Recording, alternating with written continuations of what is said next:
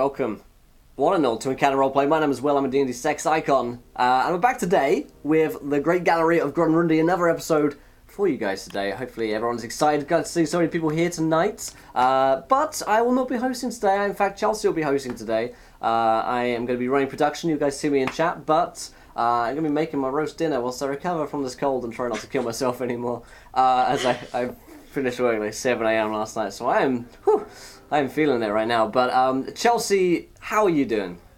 I am doing great. We will definitely give you a break. Go eat your roast. I'm a smidge jealous. In fact, so yeah, I'm doing good. I'm excited to be here. Last week was a chaotic ride to a literal fall, which we'll talk about. And yeah, I'm excited to see how and where we're going to pick up. Great stuff, great stuff. Well, take it away, and I'll be here. Should you Cool. So why don't we go around and let you guys introduce yourselves and tell us about the character you're going to be playing today. And while we're at it, go ahead and tell us how this character, or why this character is in Grunrundi, this like giant shopping complex. I know the other two of you kind of have many reasons why you're here. So we'll go around and just first up for me is Earthen Lady. Tell us about your character. I'm playing Narena Sirair today. She's one of 3 sisters. Her elder sister is the matron mother of House Sirair. It's a drow noble house, so yeah. The reason The reason those 3 are where they are is because they heard everything was viable there, and well, what house doesn't want power? What about power? So, yeah, that's basically it. All right. Next up, Fergus. What you doing, Fergus? Fergus. Fergus. First of all, I'm very excited to be back. I've got my voice back, yo! Fergus came to the Galleria because he had these squirrels to return, and he heard that he could get some amazing clothes there. But we're 3 episodes in. I still don't think he has any clothes. He did return the squirrels, and things have gradually spiraled downwards around him. And he's still kind of excited and plucky though. He still just wants to make a better person out of himself with his brand new friends Ari and Finbar. Oh or yes. Finboo or Finbard or Finbird or. Cool. Next up, Ari. Hi. It's really good to have good old Fergie back. So as long as Ari can remember for a split moment who Fergie is, it might take her just a couple of seconds. You know, it's fine. She's just so self-involved that she's not aware of the world around her. Ari came in to sell her unwanted dead squirrels that arrived in the box and kept the live one as her pet. So she decided to make these squirrels puppets to try and pass them off as live squirrels. And luckily succeeded so well in that role that she managed to successfully sell taxidermy-esque puppet squirrels. I think you rolled a nat 20 on that. I think I did. That deception, yeah. Anyway, sorry.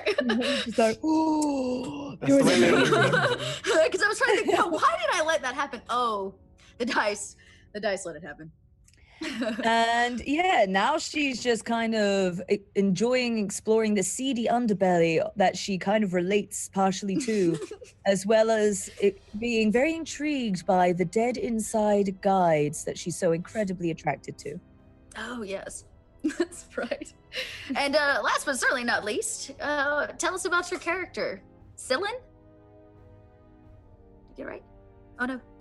Rough druid that lived most of her life in the woods. But one day, a squirrel that is her friend told her that his friends were being kidnapped and taken to a large mountain. She couldn't let that happen, but to live in the wilderness.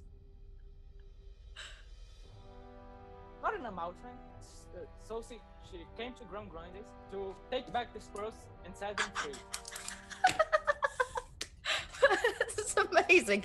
Okay, cool.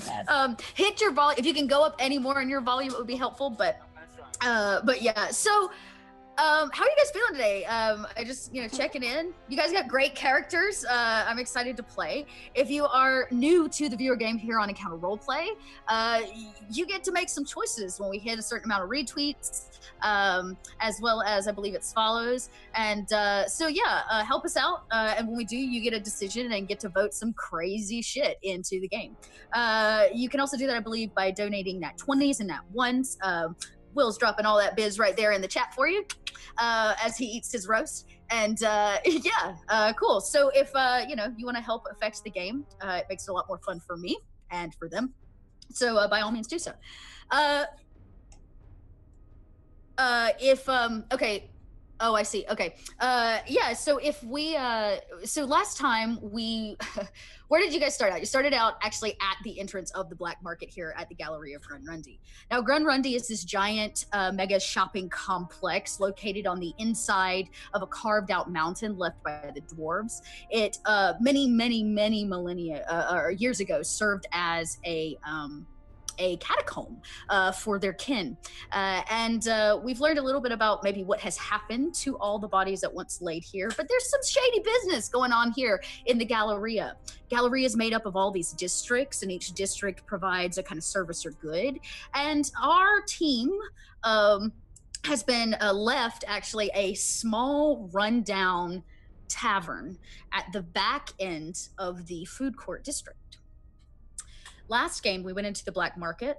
We heard a little bit about some destinies, and you guys dismembered a cyclops, if I remember correctly, in this giant arena to try to win out some information from the ringleader of the arena, which you got. And he pointed you towards a gentleman located in the fashion district, but you decided you wanted to maybe go home and rest up a little bit. On your way back, you came across guide number 97. And this is where stuff went awry. Got the guides here at the Galleria wear these masks, and they removed the mask of one of the guides to find that they had been under some kind of trance, if you would, or and they were being controlled. And the gnome woman that was wearing the mask was in a bit of PTSD and shock, and was trying to have her memories come back. So they were actually, I believe Finbar, for the first time ever, carried her to the tavern, and she proceeded to commit suicide out of the window at the very, very top. So Narita and Silon, did I get it right? Silon? Which is it? Oh, her internet's breaking up, or the internet's breaking up. Okay, so you guys are standing in the food court district. What's brought you here is probably General Grub. It is relatively late in the evening. There's not a whole lot going on. Some of the taverns have kind of sparked up, but most of the food places have gone to either a cart or you're gonna have to get it at a tavern. And you hear the blood-curdling scream from a woman and kind of commotion happening about 100 feet from you at the end of the complex. Wasn't just me who heard that, right? I mean, it was kind of a dramatic outroar there. Yeah, I heard that. So you hear it because the both of you are standing over the body of the gnome woman who has jumped out of the window of the tavern that you own. Why is everyone so dramatic in this town? I don't know. Oh, by the way, Fergie, it's good to see you again. And Zero, hello. You both look around and Finbar is nowhere to be found. You're not sure if the kind of mangled sight of the gnome body was too much for him to handle. Or if he just needed a good night's rest. Probably both. But but Finbar went invisible before he could get involved in all of this. And the gnome woman, you remember, had the number 97 branded in the back of her neck, which you can see very visibly now with her neck kind of crooked to the side as she lays flat at the ground. Now, Narita and Silent, you guys are, you hear this screaming noise and you kind of move with the crowd of people towards the commotion. And what you see are the people beginning to gather in a circle around. a levitating gnome who seems to be riding something invisible, and this beautiful woman standing there over the kind of limp, crooked body of a gnome, a small gnome woman. Well, you don't see that every day. Oh no, it's a tragedy. Look, those are the nicest people I've met too. Oh, I Fergie. like them. Oh, Fergie. They're dead inside like me. It's fine. Let's go and see what's going on, shall we? He was Ari's sort of like gonna- halfway. He was sort of like halfway towards moving in for a hug, and then you're like, "Let's move." offering. She like takes his raised hand and just like starts dragging him towards the crowd. Yeah. Like, Louis, do you have something? You were going to say something? I saw your mic come off.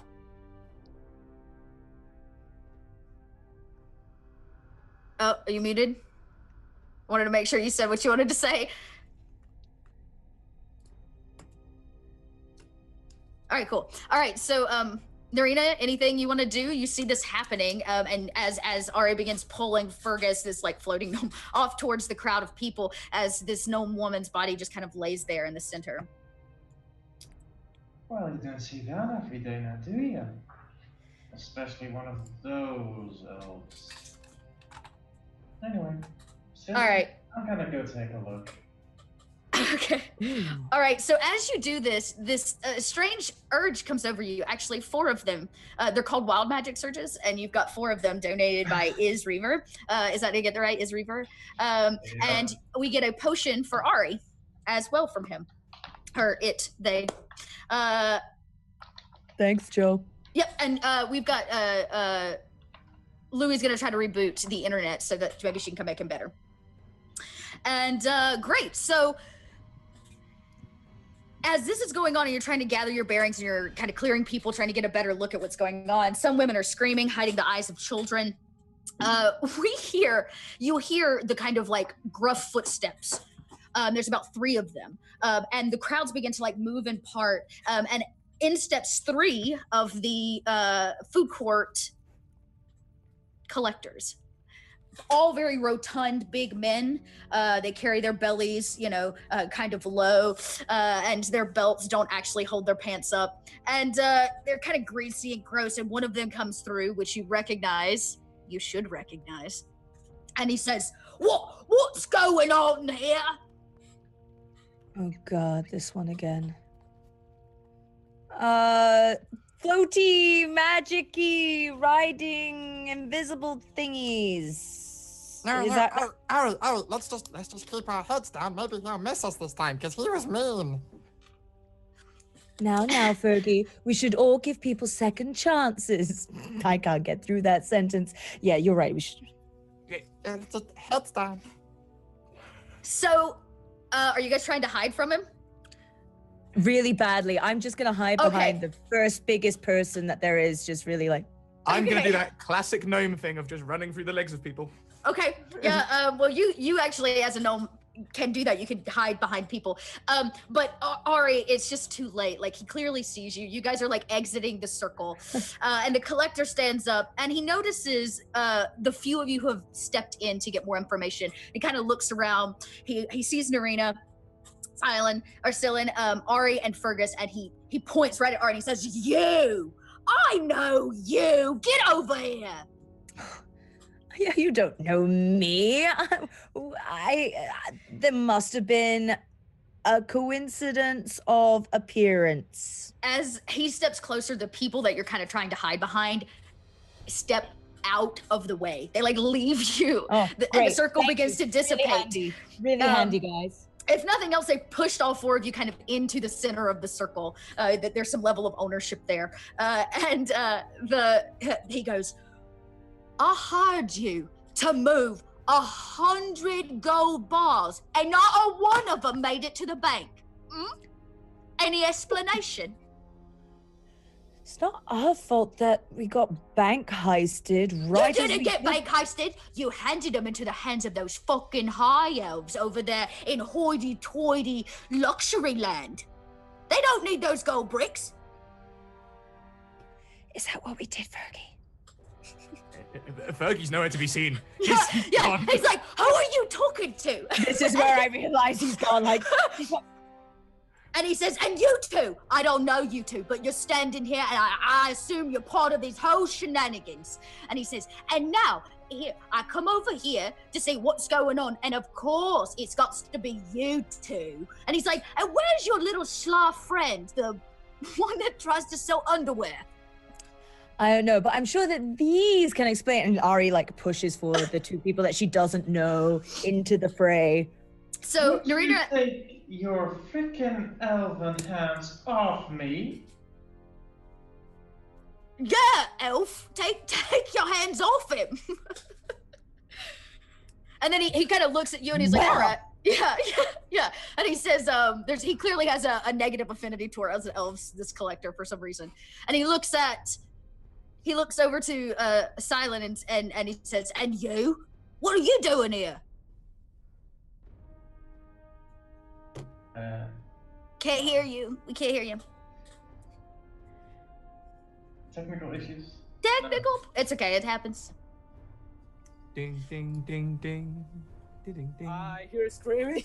Yes, we have sound. Perfect. Okay, great. So, he looks at you and says, what are you doing here? I hear screaming and come see if anybody need help. And I found a dead woman in those shoes.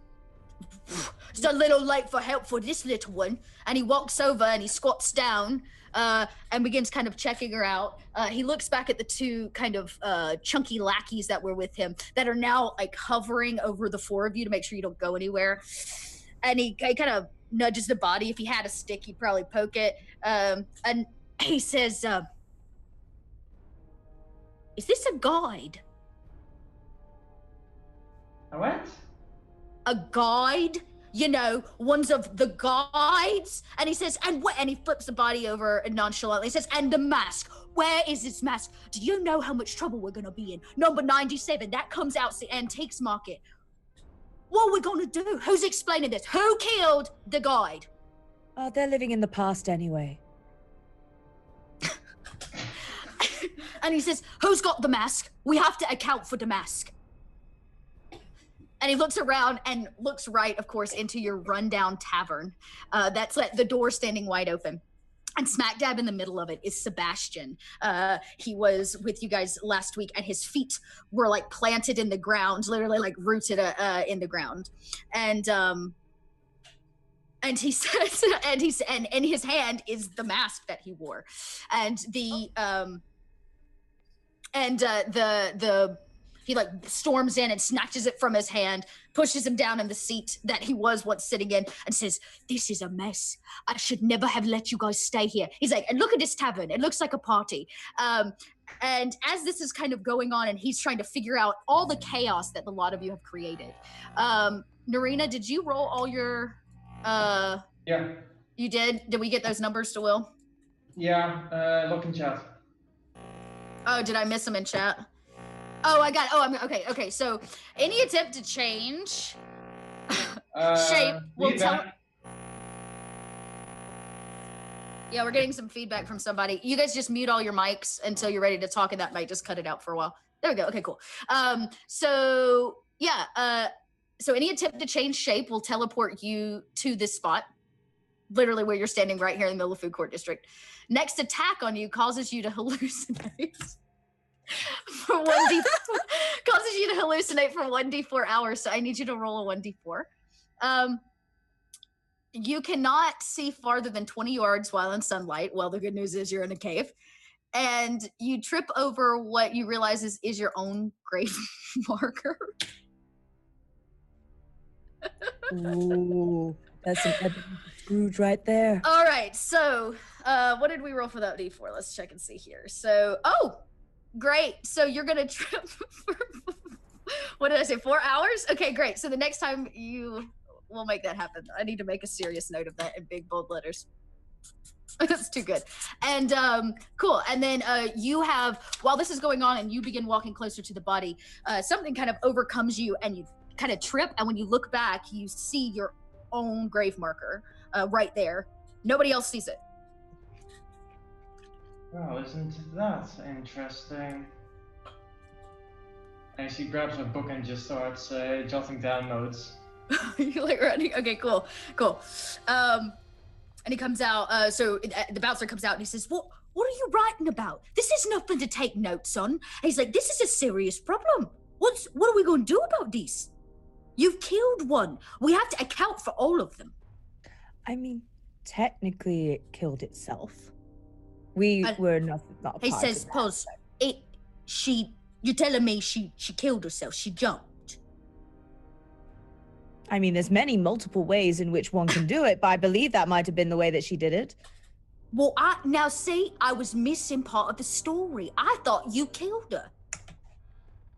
No, why would I do a silly thing like take a simpleton's life? It's fine.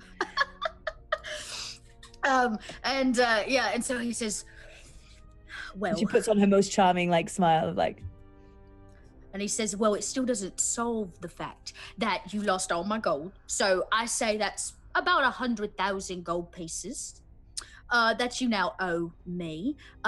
Your tavern no longer meets code standards between the rotten rats, the man who's rooted to your floor, the broken furniture, and the fry grease ooze that still sticks to the walls in the back room. So until you get this done, I'm sorry, I'm gonna have to close your tavern down for business." Yeah. my pride and joy.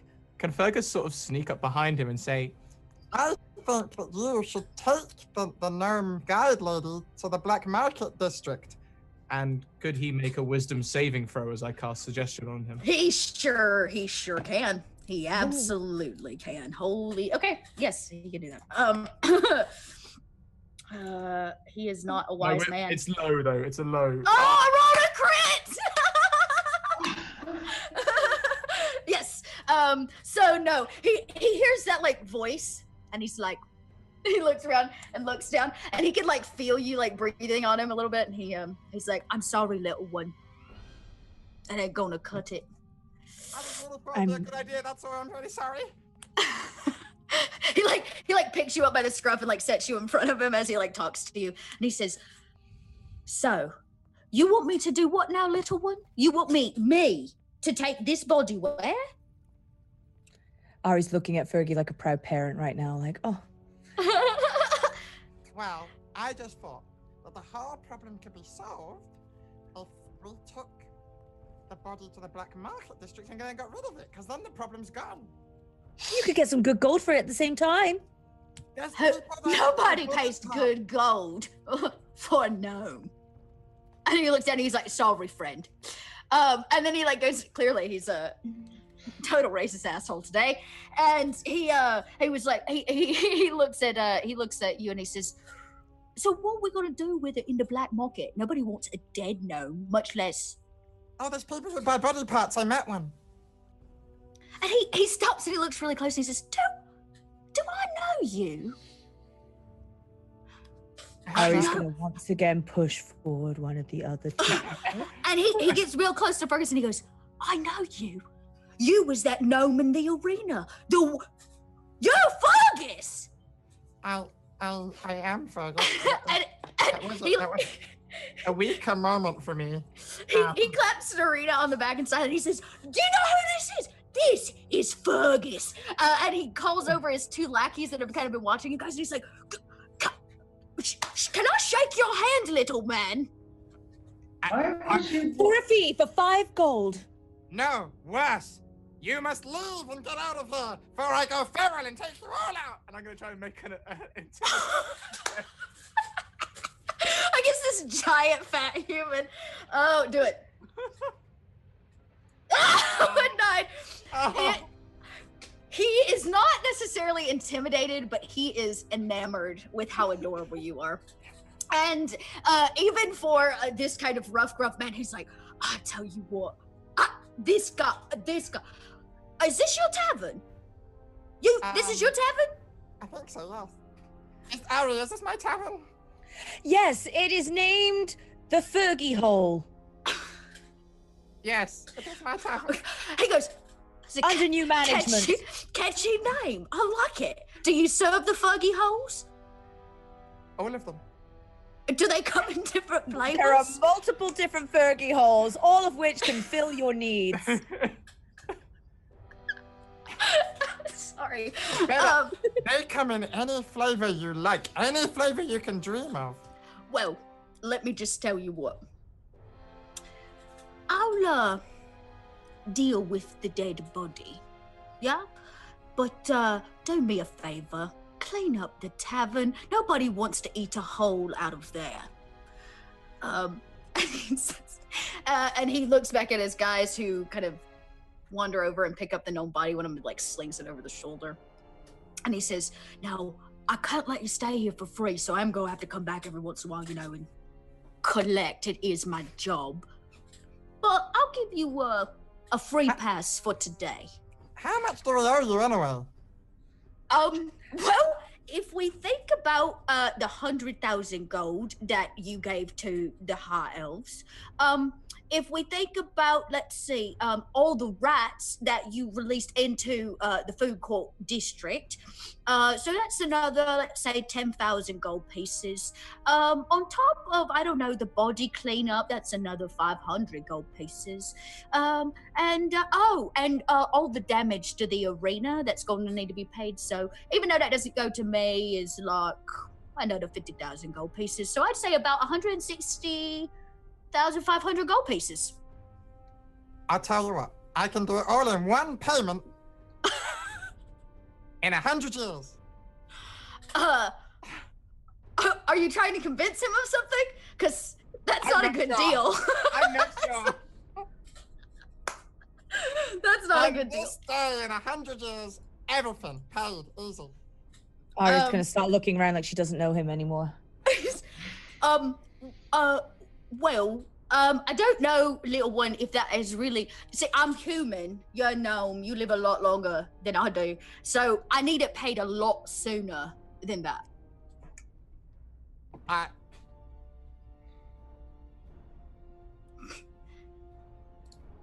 Fergus casts invisibility on himself. You pulled the thin part, and he just goes, oh, I liked him. He says, all right, chop chop, we've got other stores to go collect from. And it walks across the street to a fish shop that's selling like fish fillets, and begins kind of haggling and talking with the guy behind the counter. And you guys stand there out front of your rundown tavern. Technically, Sebastian's still inside, rooted to the floor, and the body's gone, but they also took the mask. So wood elves are good at decoration, right?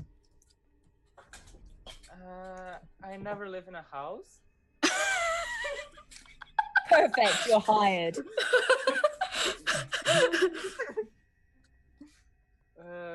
By the way, Fergus, should I know you? Probably best if no, we don't. They're not my proudest moments, to be honest, that seem to have made me famous. I'm proud of you, Fergus. They promised me clothes, Ari. They promised me clothes. And when you say that, I need you to make a Constitution roll, to see if you go a little cray cray. Things have happened to Fergus while he was in the arena. Oh man. Okay. So an 11. PTSD. Yeah. Well, so as you say that, they offered me clothes. They offered me clothes. That level of like greed for wanting those clothes so badly overcomes you. And you begin to lust so heavily for clothes that you can't help yourself but start walking to go find the nearest place that you can buy whatever it is that you want. Like you can't control yourself. There's just this dire urge. And you guys see this happen. Like Fergus like left turn. Is he still invisible? And he leaves. Oh, you are invisible. So I guess we don't see you? No, but you hear me. Yeah, you hear him. You can hear his like voice trailing. Yeah, there you go. As he kind of cuts through, and you can see people kind of parting for something small and invisible. I'd say you do notice, even though he's invisible, his eyes like flash this iridescent green color as he spins his head. You can only see like almost like eyes floating as he like turns to leave like a cat in the night. Well, I guess he's going on adventure. So about that decorating of the tavern, what's your skills and Well, real elf thing? I can turn into animals like this, and she turned into a brown bear. Oh!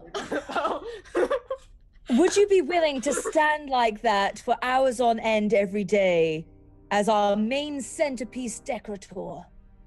Just Yeah. Okay, so I you guys went to this place called what is it? That animatronic jungle restaurant. Rainforest Cafe? Is Yes. that what I can think of? Yeah. Rainforest Cafe. You'll be like the Rainforest Cafe. I went there once in one of them famous Mediterranean-esque places. It was great. It was A beautiful. woman Some passing by goes, flowers. "Oh, we have a Rainforest Cafe here. It has fake sunlight." Well, And we she just have like keeps walking. she can speak like a bear. She just. So I'm guessing druid, right? Do you do any growy planty things?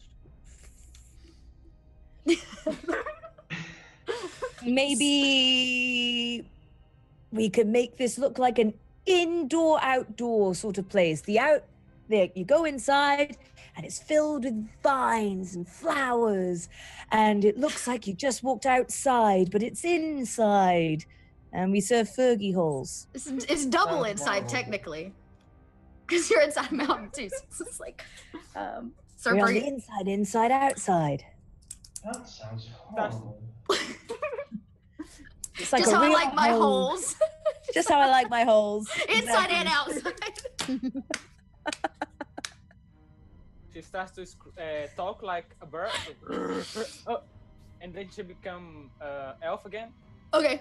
I can do that, but there's not sunlight, and I can produce sunlight. The plants will die. I don't want to grow plants then to die. That is sad. So this conversation's happening where you guys are talking about redecorating the interior of this tavern. Fergus has once again found his own journey. As he takes off finding the nearest place that he can buy clothing, which isn't actually close because you're in the food court district. They're not allowed to sell clothing. But actually roll a perception. Oh damn. Oh damn. Okay. Oh. It's like this like greed lust to have something really beautiful to wear is overcoming you, and the anger of the fact that you didn't get what you were promised when you did all those horrible things just takes you and drives your feet, and it leads you straight to this woman who is shopping at this woman and her son who are shopping at one of the food carts, and her son is wearing this spectacular robe. It's blue, it has gold trim on it. It's way too expensive for a child to be wearing, but he is wearing it. He clearly comes from a wealthy family. It's got this like sweet popped collar, and these like, it like folds back like a pirate jacket, like with these big cuffs. Like this kid is styling, and it is clearly meant to fit you. What do you do?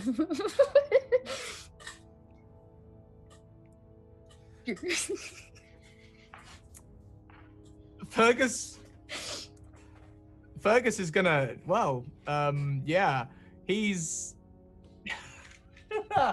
he's gonna cast color spray and blind them,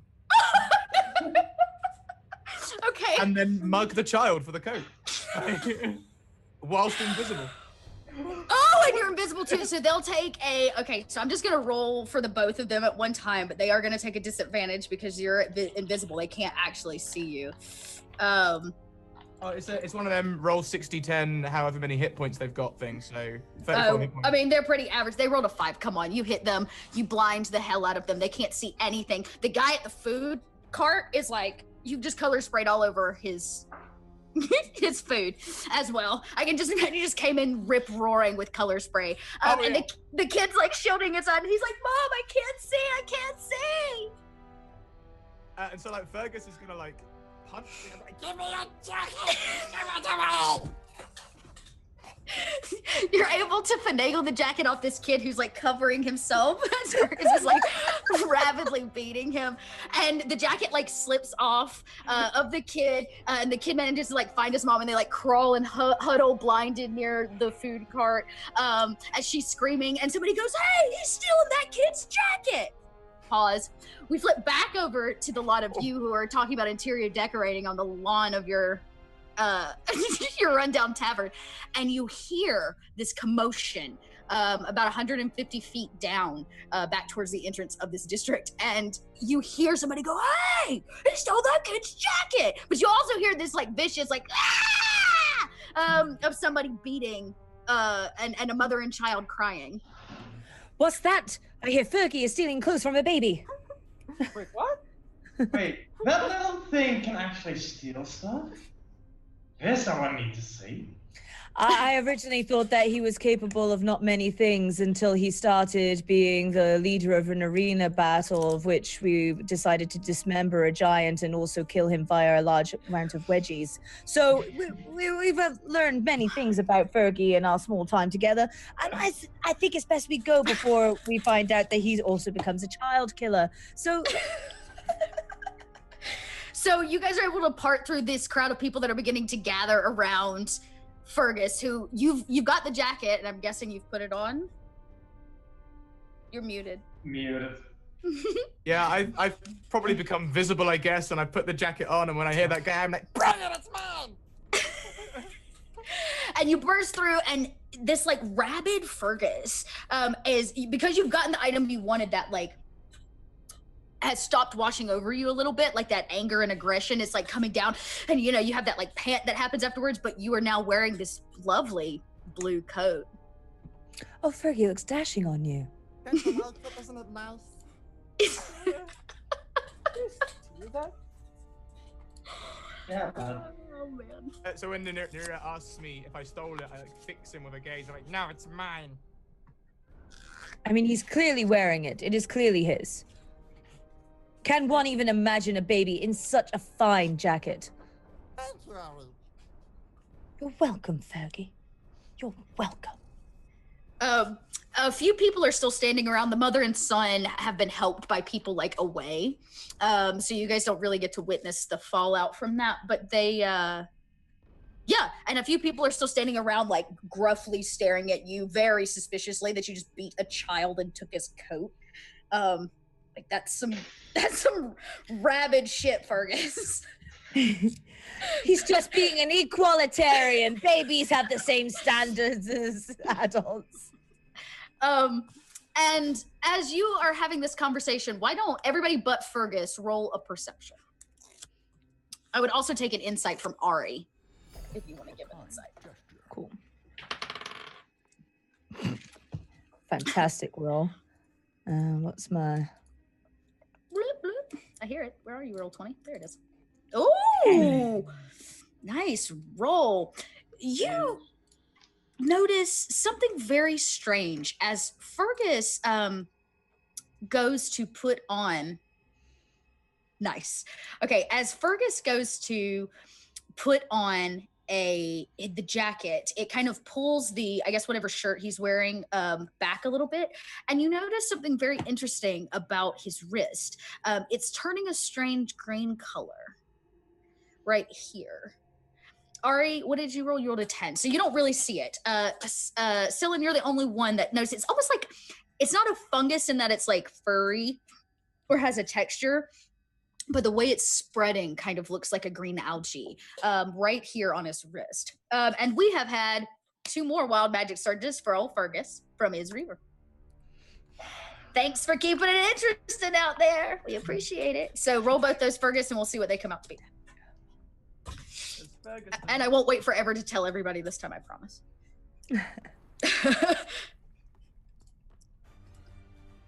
Okay, 5317. Ooh, and 5568 in the middle. Yeah. Right all in the middle. I have a low standard deviation. Yeah, so Will's gonna catch us up here in a second, but so that's what you see. The two of you don't notice anything. It's just odd. He's, like I said, he's kind of calmed down and he's come down now. People have dissipated except for a couple. And you now have the jacket, I would hope, of your dreams. You look snazzy in it.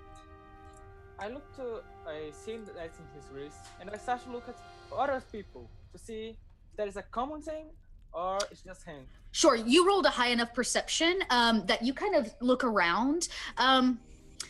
You see one or two people that have some similar things happening, and they're almost like itching at those spots where it almost looks like a green bruise, and they're kind of itching and scratching at a few places. So yes, it looks like there are, I would say, 1 in every 15 people have a strange kind of green patch that's coming in at some point on their body. So I get down to Ferguson. I think you are sick, and I think it's contagious. Don't panic. I think I can hear you. Look. Your wrist. Look it. There is, and I point to other people. One there, one there, one there. I think you are sick. It starts to itch. Yeah, so Ari, why don't you roll a medicine to see if you can find out anything about it if you wanted to. Ari, as this is being pointed out, you're recognizing, you're putting this all together. It's very similar. It looks like an earlier version of what you saw with the two women that beat the shit out of each other.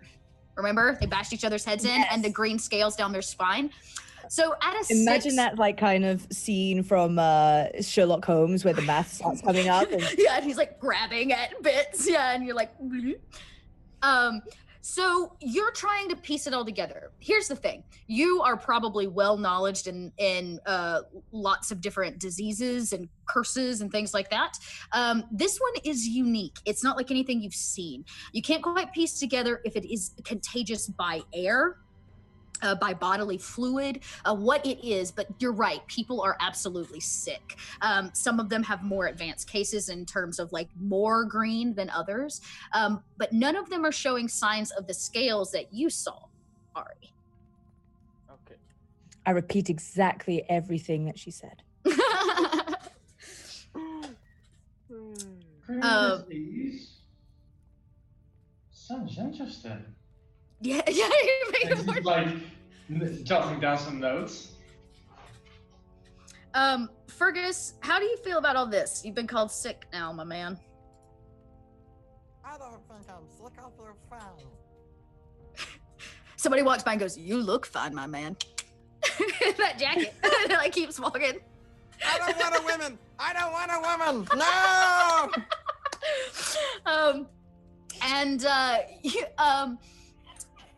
Yeah, so Ari, you're thinking back to everything you got, or everything you learned about it, and you're reminded of, you're like piecing Sherlock style out of the air, if you would, and you land on a name that you remember, and somebody that they told you could visit, actually, an elf that's located in the fashion district. His name is Adrillian Corell. Yes, there it is. Yes, and he is supposed to have Adrillian Corell. Yes, you say it out loud. Finbar somewhere off in the distance goes, yes. Yeah, and so you piece it together. But yeah, he's supposed to be located in the fashion district, and supposedly would be able to give you more insight, if you would, on, I can't remember, what did you guys ask for? You asked for more information on the disease, I believe. Last one. Yeah, so that's the man to find if you want to learn more about old Fergus's green patch.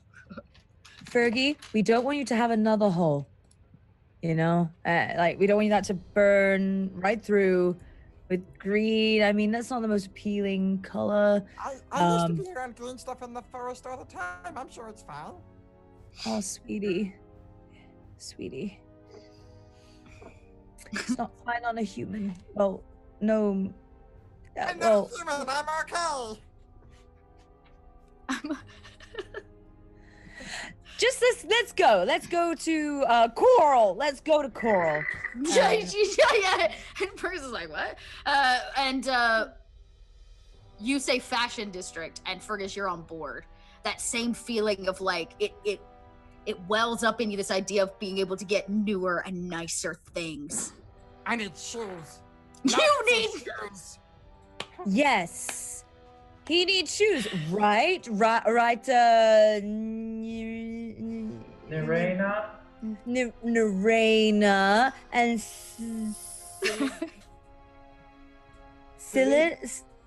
okay, so Celine and Nira. Celine and Nira, let's go.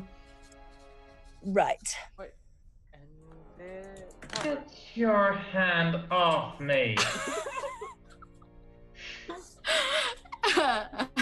So in Fergus's like little mini rage, he's gonna like turn around at this like hostage. You leave Ariel alone and come to the fashion district. We're buying shoes, damn it. Let's go. God damn it, shoes can't wait. She just starts yelling with Fergie about shoes because she knows it's the only and you way guys that do. we can I get feel them. like this rant continues all the way to the fashion district. Nerina, you can't take your eyes away because this in and itself is its own like psychological experiment, and I feel like you're just like making notes about their interaction with one another. And Celine, you have this dire, this fungi sickness is just extraordinarily interesting, and it's not something you've ever seen on the surface.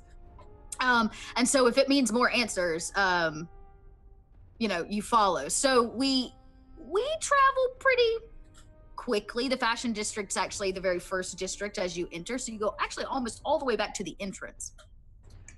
And you notice as you get close, more and more guides are popping up because you're getting to a higher luxury level district. And of course, they're stopping you, asking if you have any questions that they can answer over and over and over and over again. And you get to the entrance, and the fashion district is a bustle. They are unloading some large crates from the river canal in the center into the fashion district. They're moving a bunch of stuff in. It looks like there's constructing something in the center of the fashion district. Oh, and you bump into a guide, and she says, "Hi, welcome to the fashion district. I'm guide number 321. How can I help you?"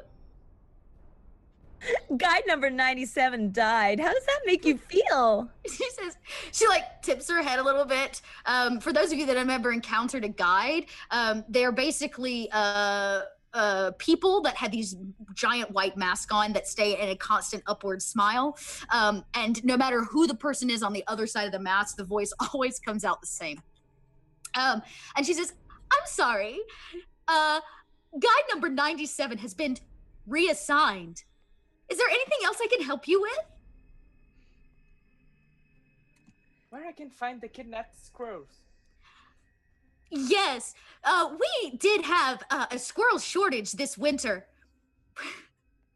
We did have a squirrel shortage this winter and asked that people bring their squirrels and we would give them double their money. If you would like to find more squirrels, you will need to visit the Beast and Monsters market located at the very end of the Galleria. Is there anything else I can help you with? What are they building? Today is the annual fashion show here in the fashion district. There's a fashion show?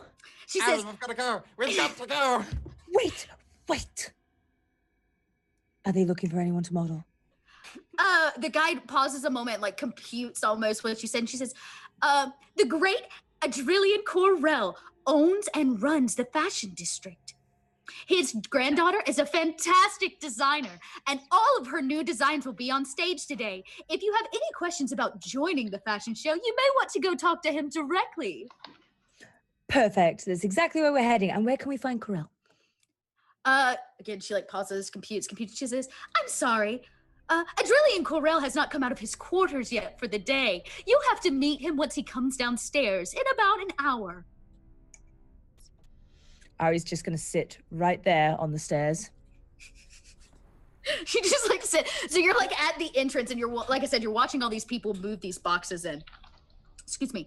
And They're beginning to construct this like T-shaped stage in the center of this wing, this district wing. People are coming through. There are the whole place is crawling with beautiful elves. And some of them do look, model-esque, and most people are in a bustle and in a hurry. And why don't, Ari, since you're sitting and waiting, why don't you roll me actually, if you all want to, you can roll me a perception. Just see what you see here in the hustle and the bustle. I don't see anything. You don't see anything. Nope. This perception? Yep. I am 21. focused on the fashion. Did we get those 2 wild magic searches? Oh, Yeah, I'm just working on finding them now. okay, perfect. Yeah. Thank you. Okay, cool. So 21. Damn. Okay, well, you take in this information that he's not quite left his quarters yet for the day. And having spent now about a week, if not more, actually in the Galleria, you know that every district is set up with residential housing above it. Now, the fashion district is a little much more well kept than the food court district. They've repaved actually down the center, so there's beautiful mosaics everywhere. They've put some of it into the original artwork left by and carvings left by the dwarves. And the upstairs of this residential is not like the rest of them. It's not slums. This is nice. Some of them are like closed in. They've brought in beautiful glass pieces. There's nicer walk paths, a bridge that crosses from one side to another that's been put in and installed. Oh, cool. Okay. And so you're taking all this in, and there is one piece of residential in particular that stands out to you because it's actually like octagonal shaped. It's been built out from the catacomb wall and stands on like a series of stilts about 3 stories in the air. And it looks kind of like what one might consider a penthouse. And it's clear as day, you could see it. Now there's a lot of hustle and bustle up in the residential levels because people are coming and going. But you can rightfully assume that is probably his house. If I were a coral, where would I live? If I were a coral, where would I live? That one. Yeah. Guys, I have decided to give up my pilgrimage of meditation upon these stairs. We are heading to that place. As she says this, Fergus, you get that excited feeling again, but this time it's not that level of like greed.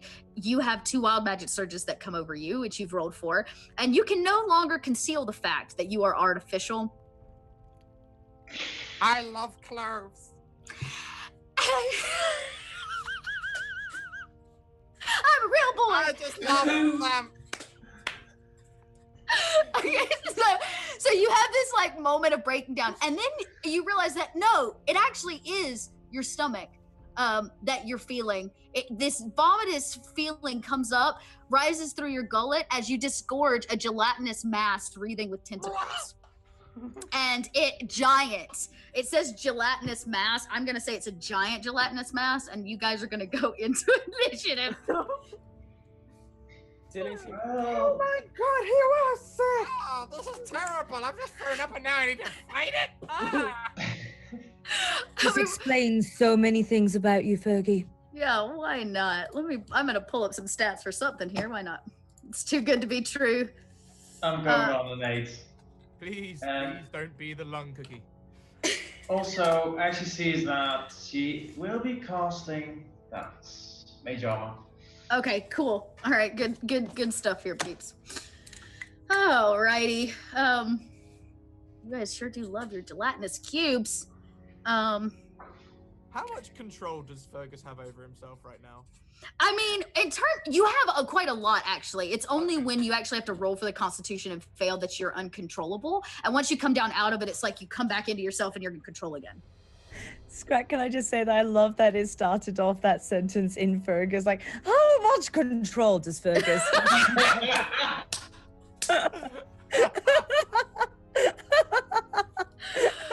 Alright. I didn't even notice.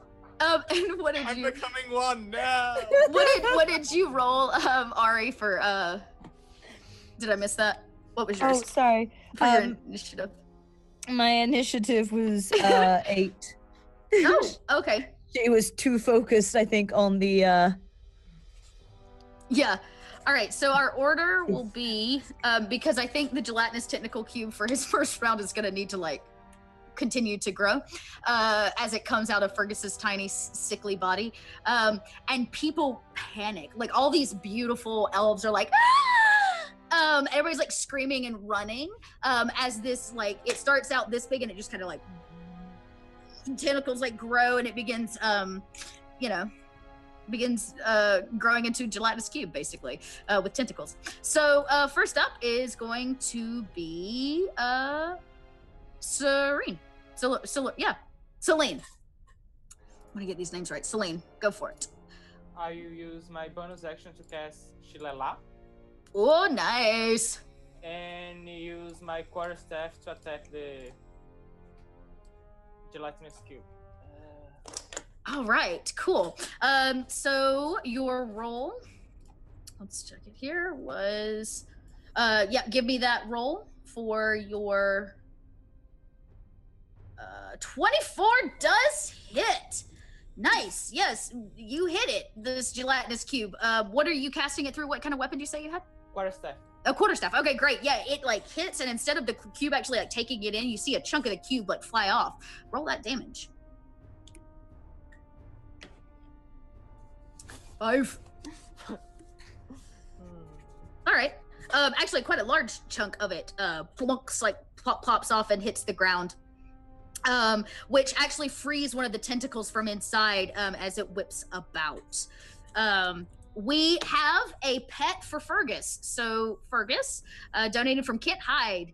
Roll a D100.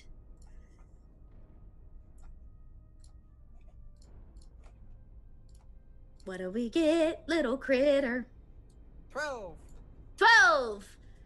And the survey says at 12 you get... You guys, this couldn't be more perfect. You get a tiny mimic that has a habit of copying your shoes. So the shoes you didn't have, you now do have. So not only do you vomit up this creature, but as Celine chunks off a piece of it, something frees itself from the gelatinous cube, from the tentacles, and actually loops itself to your feet. And you now have a new, what I don't know, what do your shoes look like? Fergus, what do your new mimic shoes look like? They are, I've put a lot of thought into this. They are black, shiny leather with like a 2-inch heel at the back and a pointed toe with like a buckle across the front in the shape of a flower with a little emerald in the middle. They are fancy shoes. They are fancy. Okay, well, that's what you've got. So you now have a tiny mimic. Yeah. Does it have mimic abilities? It does not say, so the hell not. Sure it does. Sure it does. Why wouldn't it? If it can mimic your shoes, it can mimic other stuff. Oh, God. Yeah, so what has Fergus learned today? That when you vomit up a tentacle monster, you get a new pair of shoes. Things happen. All right, cool. It's So, a better story than Twilight. Still a better love story than Twilight. all right, so it is Narina's turn. How would you like to handle the gelatinous cube? She's gonna walk up to it, grab a little bag from her backpack, and she's gonna use a bag of devouring on it. Okay.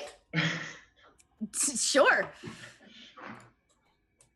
was about to say, do I Basically it'll be sucked in if we're called. is that what happened? Okay. Let's see. That's what I say. Give me some info. Make it happen. Yeah. Let's see. The creature, there's a 50% chance that it's pulled inside. Okay. You use an action to try to escape. DC 15 strength. Okay, so it's not a very strong critter. It's just a blob. But I'll double check myself here. Okay. Yeah, so we'll see if it can. So it said it's an action to pull it free, though. Yep. So it's not on its turn yet. And you said it's a 50% chance for it to be pulled in. Yeah, 50% chance. If it's actually sucked inside, so it fails its check, it's gone. Like completely. Oh, okay. All right, so here's what I'm going to do. I'm just gonna say you suck it in, because why not? Or it's being pulled in, if that makes sense. And then on its turn, Yeah. it'll make for that save. All right, let's moving forward. Ari, the gelatinous cube is almost being like sucked in. Is it imploding? It's no, it's like it's dissipating into, it's like a container, right? Yep. Marina? It's basically a bag of holding. Yeah. At least that's what most people think. Unless you actually know it's a bag of devouring. So yeah, it doesn't just hold things; it devours them. So when he basically opened up, or she basically opened up the bag, and it begins like sucking the cube in, kind of chunk by chunk, and the cube is trying to move with its tentacles in the opposite direction, but it's being sucked in. It can't and so it's not on its turn yet. That's where it's at. Okay. Well, Ari is going to, like when somebody is holding onto the edge of a cliff and somebody starts like stamping on their fingers to try and make sure that they can't. That's what Ari's going to kind of start doing with the tentacles, just like. Okay.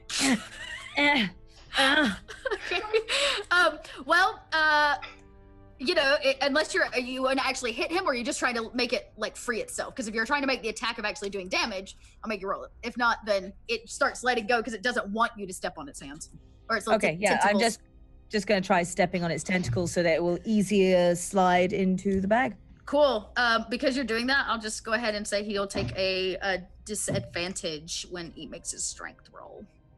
Sweet. Yes. And it helpful, is Ari is helpful. it is Fergus's turn. Fergus is going to strut up to this creature, like one leg across to the other, strut in with his new shoes. And he's going to just walk up and he's going to take out both his daggers. And he's going to make he's only going to attack with his main hand. Actually, he's only going to take one dagger. He's going to attack with his main hand. Okay. Probably not a hit. No. But then he's also going to use his quicken spell ability to cast Shocking Grasp on it as well. Oh, okay. That does hit. Okay. So we're just gonna say when you cast 10 points of lightning, how would you like to crispy fry your gelatinous cube? Starting at the shoes.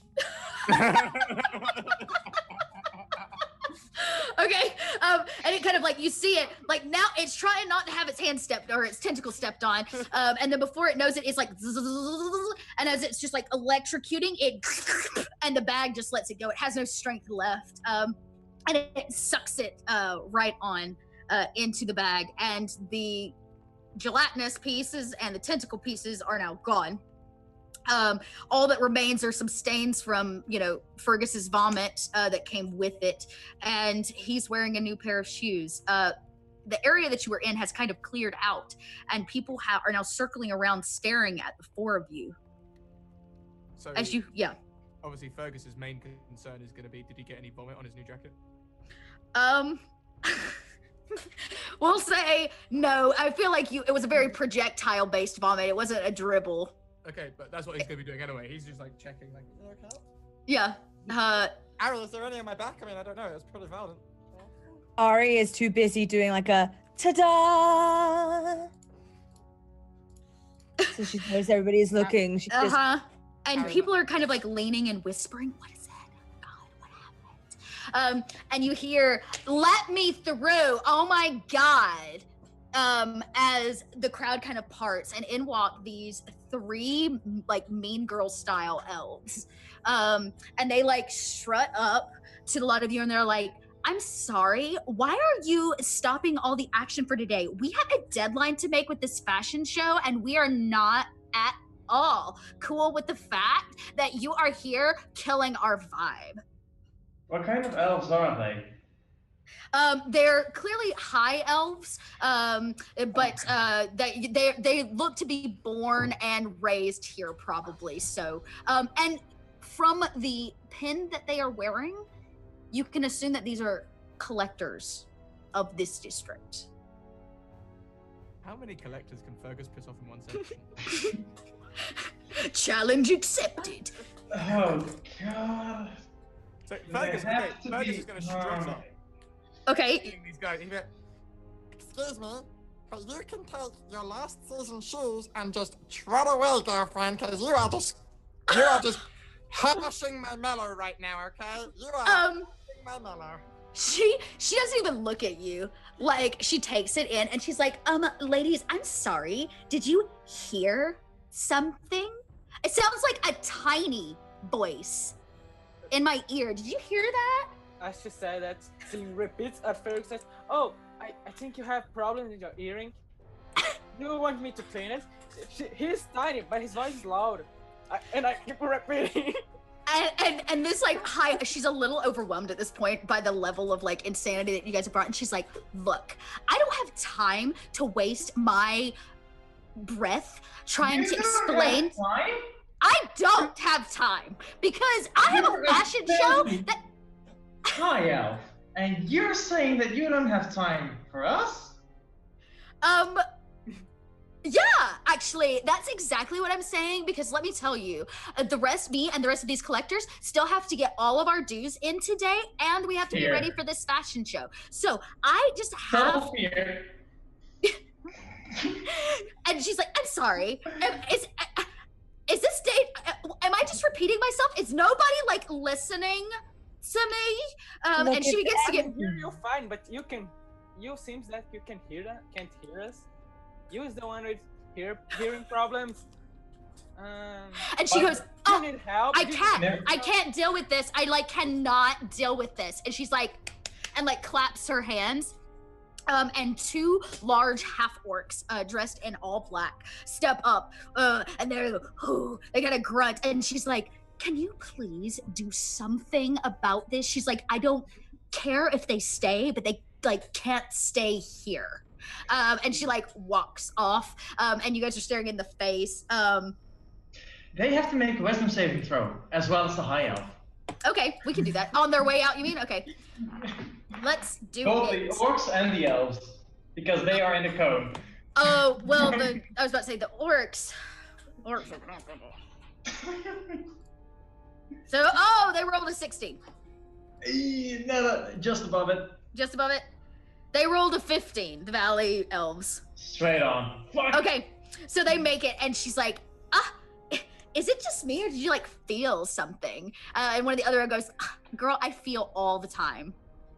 As they, like, walk off and are having their conversation. And these two orcs, like, look at you, and they're like, oh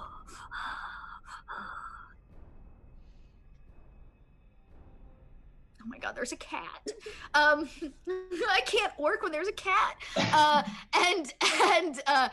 One of them reaches out to grab you and says, "Go now." Going. And she just starts walking up to Coral's house. Okay, oh cool, you want to take, so you easily find like a staircase that leads up to residential. Would you guys like to follow Ari? Sure. I work for them now. We're adventuring. It happens. Yeah. So, you guys go up this flight of stairs. They're really beautiful stairs. They've been remosaicked from the original like carvings that the dwarves had to the second floor of this catacomb, and you get up to the second of 3 floors. And it's open. There's like a railing, and you can see over, and you can see for the first time when you get there kind of the setup that's happening. You see the T-shaped stage kind of coming into view. They're beginning to put out lots of chairs around for people to sit in. Lots more people are piling in. They're beginning to set up like ropes and stuff for lines for checking people in. And you can see one specific area that looks kind of like maybe a VIP area where they've set less chairs. And you start trekking. Now, his, penthouse was on the 3rd floor. So you will need to find a second round or another set of stairs. If I was stairs, where would I be? If I was stairs, where would I be? I don't know. What do your elf eyes sees? Anybody want to jump on his flying kobold and fly up to a window? Oh, you're gonna fly up to the guy's window? Okay, cool. So you ride with your snazzy new shoes on the back of your invisible winged kobold. I don't know why I always pictured invisible. I And- made it invisible the first time it appeared. Oh, did you? Okay. So when you get up there, you can see that they actually, like I said, it's kind of octagonal shaped, and each side of these like beautiful panes of glass, and you can see right into this exquisite penthouse. Fergus has probably never seen a house or a living facility like this. It's so clean and well kept. Everything is really fresh and new. There are fur rugs and shit on the floor. It's well lit. And there walks around a few, which you can probably assume are like maids or house servants in some way. But roll a perception to see if you spot anybody else. Whoop. I love that sound it makes. 19. You don't see him in this like main area that the glass is leading into. You don't see him right away. What you do see is a beautiful elven girl. She is, I say girl, she's probably 60 maybe for an elf, so she's quite young, and she is just gorgeous. Her hair passes her butt. It's just like luscious and blonde. She is primping in a mirror, clearly getting ready for something. She wears snazzy clothing, this very long dress, billowing sleeves, and you can see that she is kind of hassling the house workers. She's kind of like yelling at them and snapping, wanting things done. But you do not see a man at all. So, Fergus is probably going to be quite intrigued by this person. He's probably going to knock on the window and try and get her attention. Oh, you're going to tap on the window? Okay. Oh, yeah. Like, he doesn't have a boombox on him, so tapping on the window is going to have to do. Yeah, so tap, tap, tap. She doesn't hear you over the sound of her own voice, but the two housemaids do. And one of them turns and looks, and like one of them covers her mouth, and the other one like points, as if like you're like peeping in on us, like peeping Tom. And one of them turns and like shakes the other one, and she goes running to get help. Fergus waves. The other woman's like, she's like, because the elf is like still chatting to herself in like mirror. The maid looks at you and goes,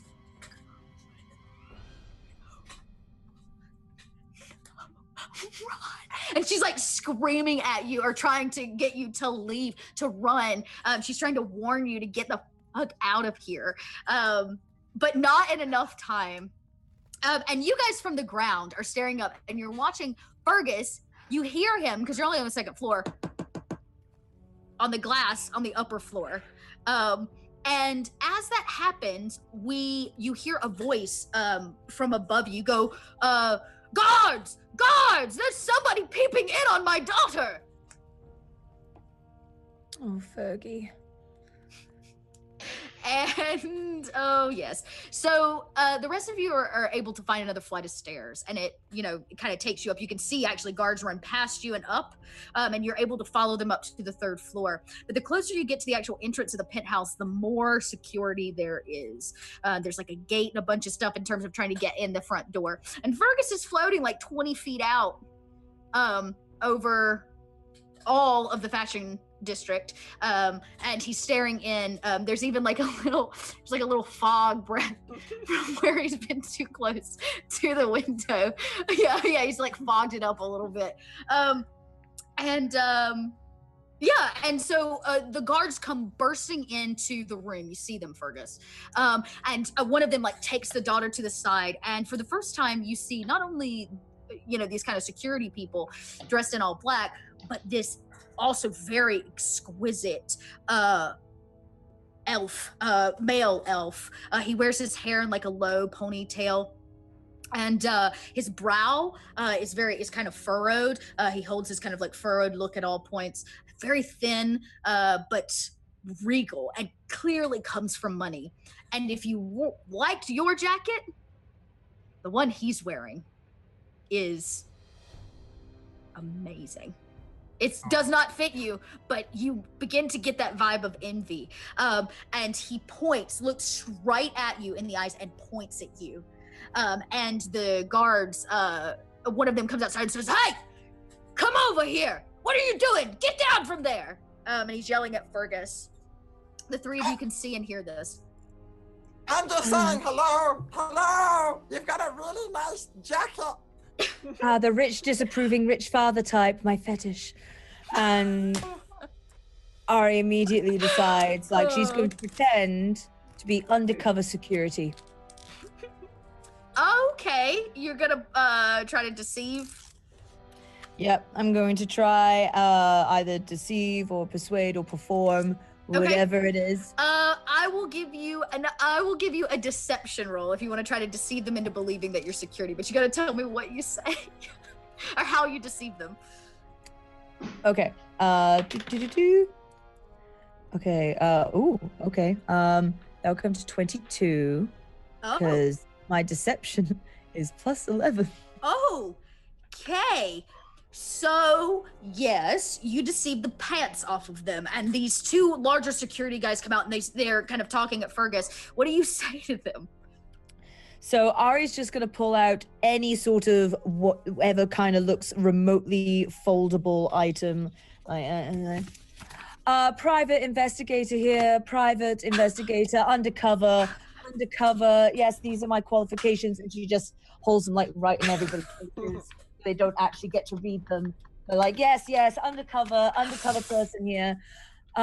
This man here is my colleague. He has installing our new security vision. It is remote.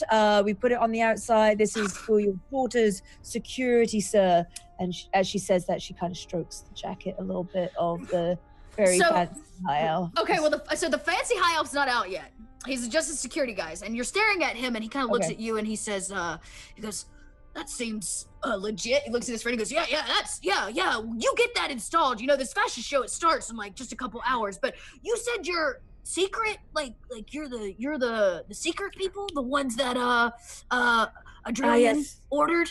Yeah, we're part of the FIB of the CCC and the KKY. Yeah. Great. The collectors. We're the collectors too. Oh, well, we don't really care for them, but nobody does. But he's like, come with me. You're late. Adrillian Corell was getting worried you wouldn't show. No, of course we would show, but we first had to make sure that outer rims of the upper levels of security were okay. Please excuse my colleague. He is clearly new to this job, and you know when I got a really good look at the girl. I got a really good look. She was nice. And he said, that's great. We don't have time for this. Come. And he kind of ushers all four of you, these two big men, usher you actually through the security gate and into this house. And you guys finally see what Fergus sees. And standing there in front of you is this exquisite high elf. And he carries himself very much above you all. And as you come in, he says, welcome to my home. Hello. He says, little one, you did give us quite a scare. I was actually afraid that the lot of you would not show for your duties. We never let you down when we are part of the CCC. I'm sorry. She says, come again. I missed that last part. The title is too long to bother you with that time, sir. Yeah, he says, he like swipes his hand. It's no matter. Please come in, sit. We have much to discuss. Today is a very important day for my daughter. Of course, and your daughter is our finest priority on this day, her exquisite debut of her fashion line. Yes, and that's to the point. Here, can I get you anything? Would you like water or wine? Is it her birthday? It's not her birthday. We don't talk about her birthday. It upsets her. Oh. We all stay 25, really. Frank. And you hear her from another room go, Dad, did somebody say birthday?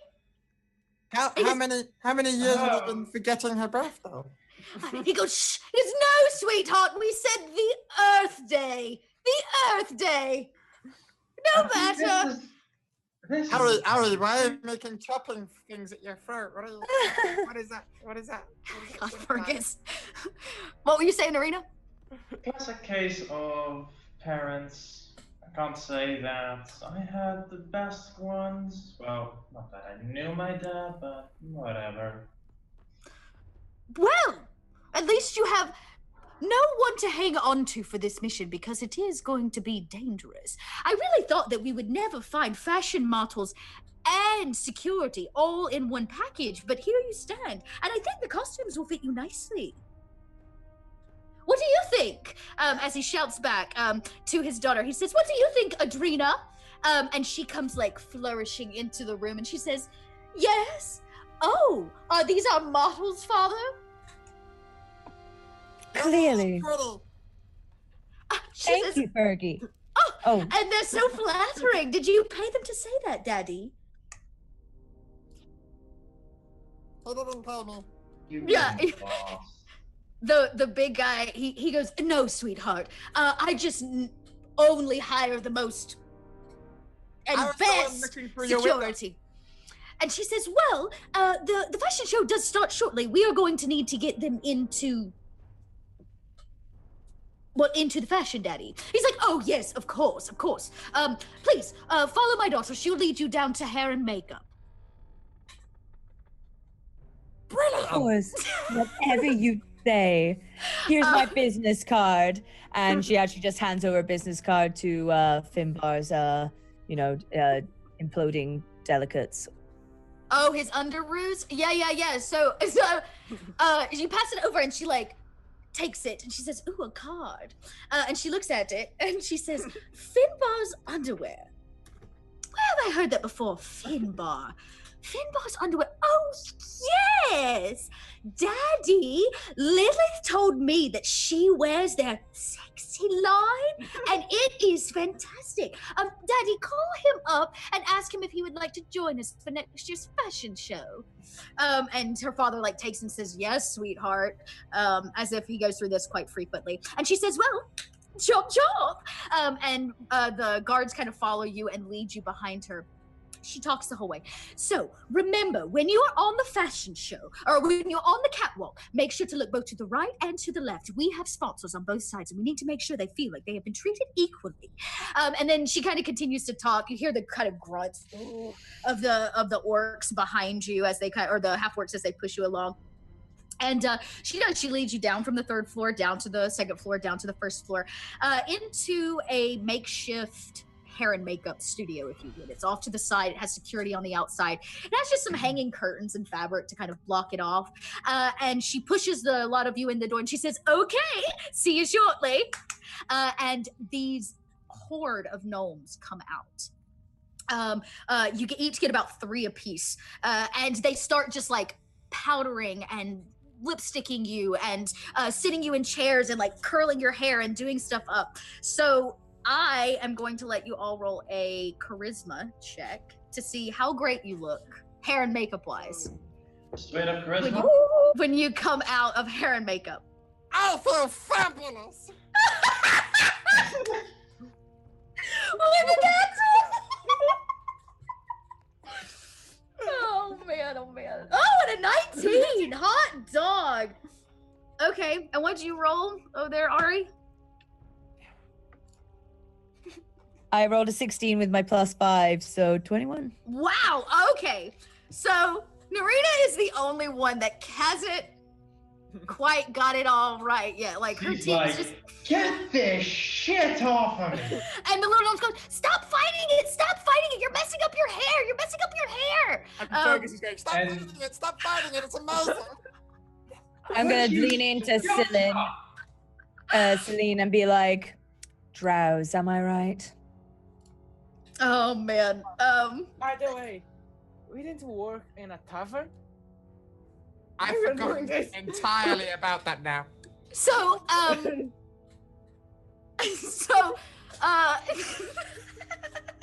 so you guys are, the 3 of you look amazing. Like, they've taken like years off of your life. Yes, and you feel so good. And Was Fergus, a fan when I need it. yeah, you feel so good at a nat 20, in fact, that this level of greed starts to overcome you again. This greed of wanting to be the most popular bitch on the block. And so you need to roll a constitution. Strong. It's strong. Oh, it is strong. Okay, it overcomes you, but it is not strong enough. You're more into fashion than being the baddest bitch on the block. So, Like, I already know that I'm the best looking on the block. Like, that's right. That's right. It's yeah. You don't need to make fetch cool.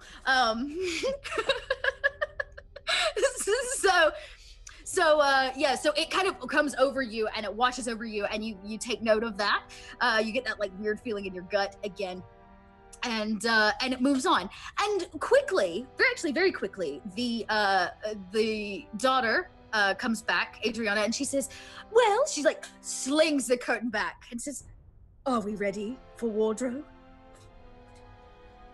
Fergus is just gonna strut up and like try and loop her arm. Is wardrobe ready for us?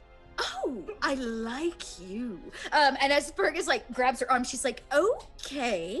And she's so tall she has to like lean a little to like to like be able to walk with you. And the same half orcs usher you guys forward into another set of like curtained off rooms, like makeshift rooms. And she says, "Okay, so my new line this year." Did we hit a viewer decision? This would be such a perfect time for a viewer decision. No, not easy. Damn! Come on! Come on, guys. This would have been perfect. And she says, "My new line of fashion this year is inspired by." She's like, "It's inspired by the seasons, and each of you will represent a season. Aren't you excited?" I really, Jesus. really am.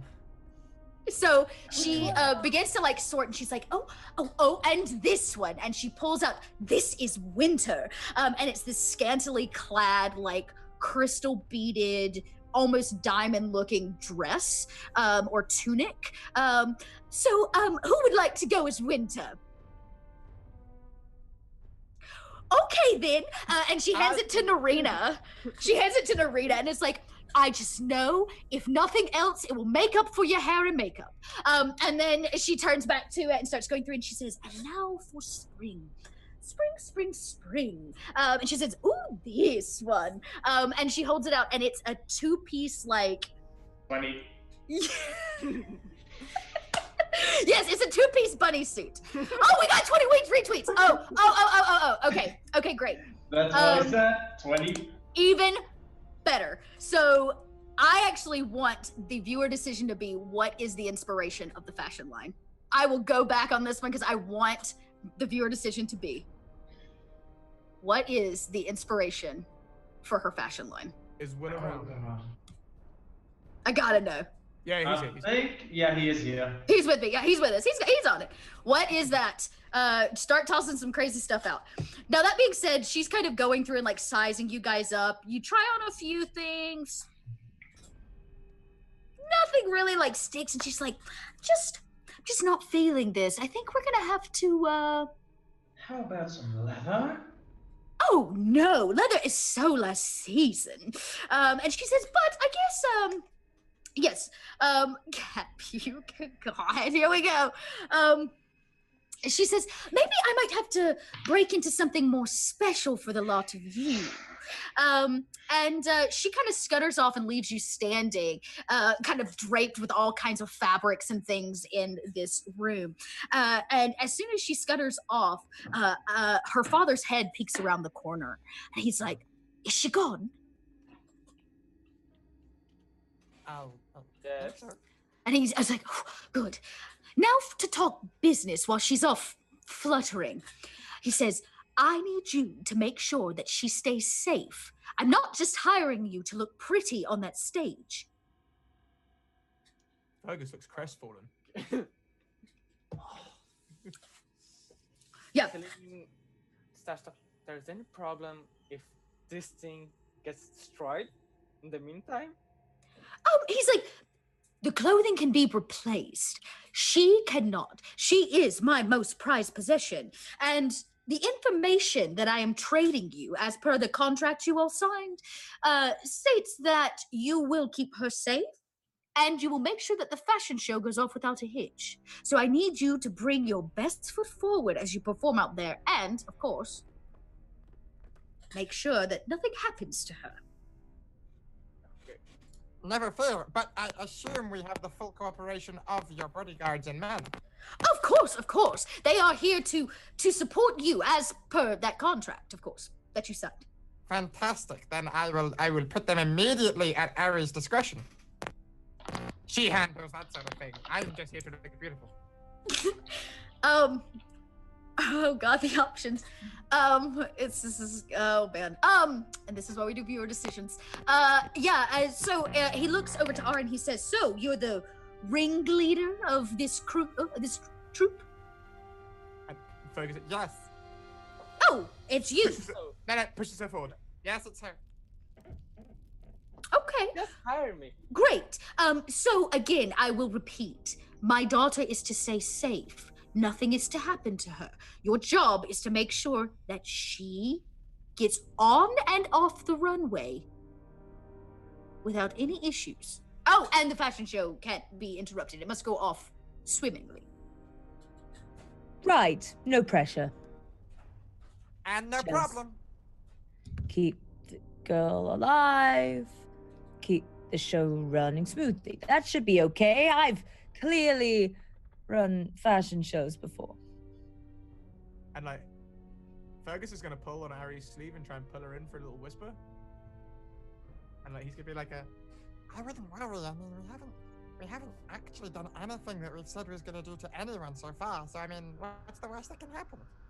Oh god. The worst that could happen is that she dies and the show becomes a mess.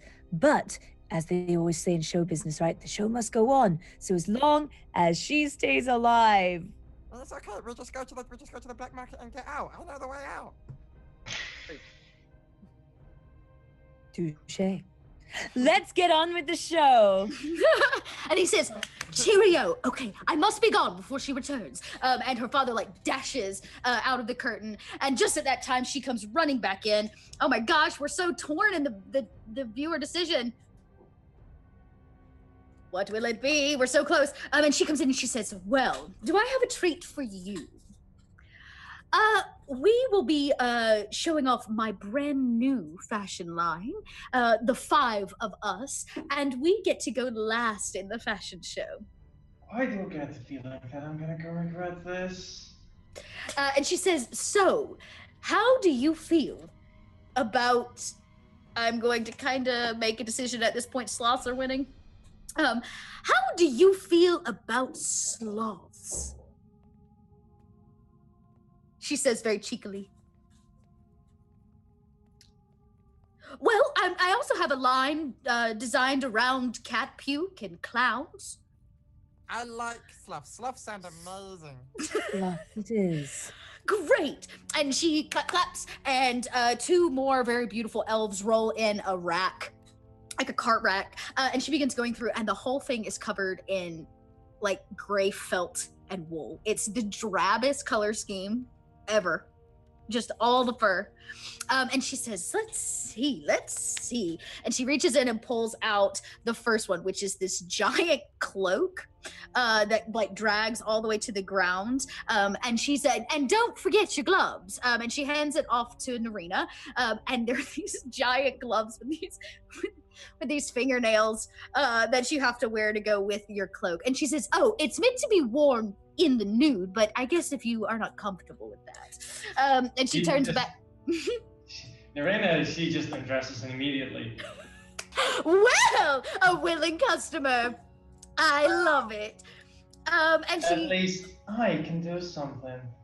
Yeah, and then she turns and she keeps going through and she says, let's see, something for a tight. Oh, little one. And she pulls off a sloth fur bathing suit.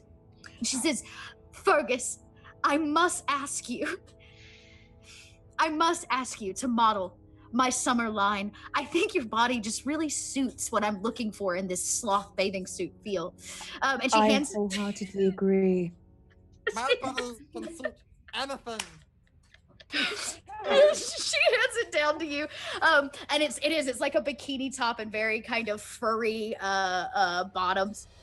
And she says, "Oh, and you two will need your gloves." Or she said, "You two will need your gloves, but they're not going to fit your hands." And she hands you a pair of what look like beach sandals, but they have like the long, like sloth fingernails on the end of it. And she's like, "Just make sure you don't trip." And then passes it off. She goes back and she says, "Oh, Ari, you know what you need." "Oh, you need a sloth hunch." And she reaches on and pulls off something that you like. It looks like it adds like a hunch to your back. It's like a dress that you wear that's got this giant like sloth hunch on it. And she says, your posture will just be fabulous in this. I can just see it now coming down the runway in a hunch. Can you imagine? Ari, you're gonna look beautiful. Absolutely fitting. And she like passes off this dress to you. And she says, "And last, but certainly not least." And she goes through and she says, let's see. And she pulls something off the rack. And she says, "Well, as we all know, sloths are slow creatures, but I have had a vision to make them fast." And she hands you a pair of like roller skates, and this like roller skate derby outfit. It's like a furry crop top. It's like something the Spice Girls would wear, with this like furry pair of shoes. And she says, "Now, let's."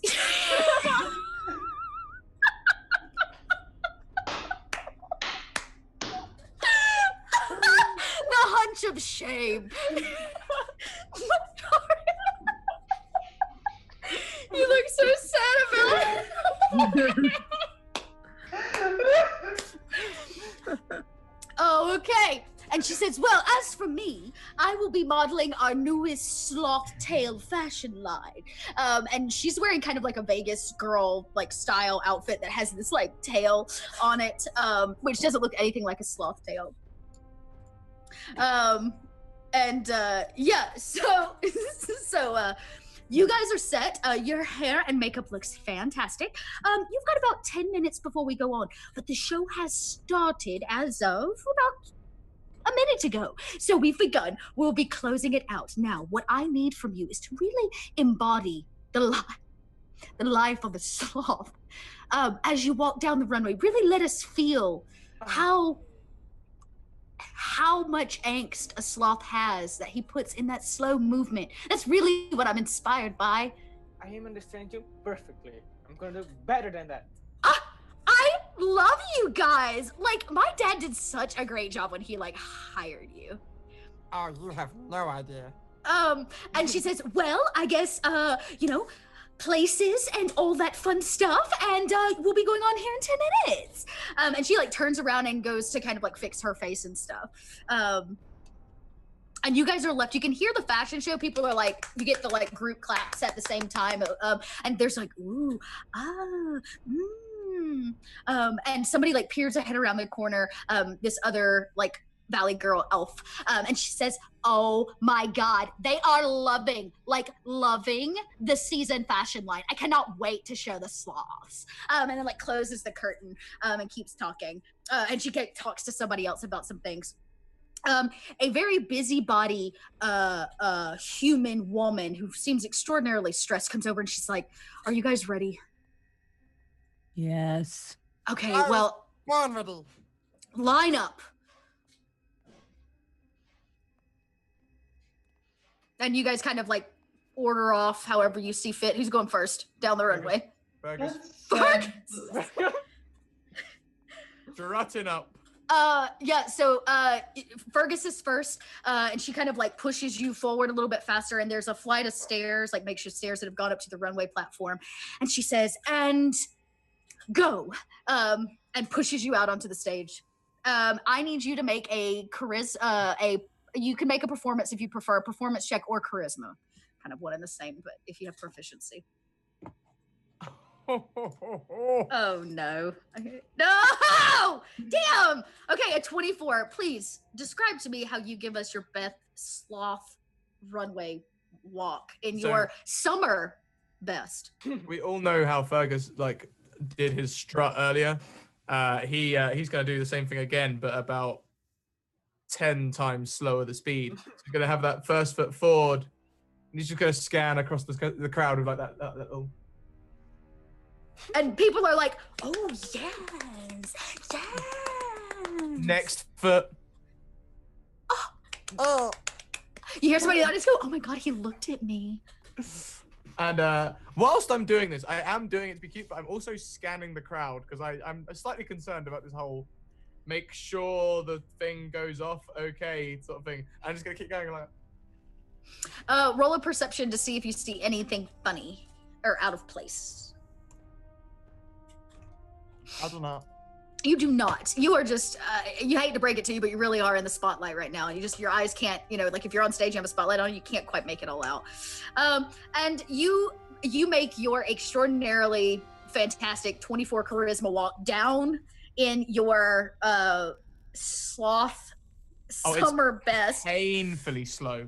Painfully. Like 20 minutes pass and you finally make it off the stage, and she's like, oh, fantastic.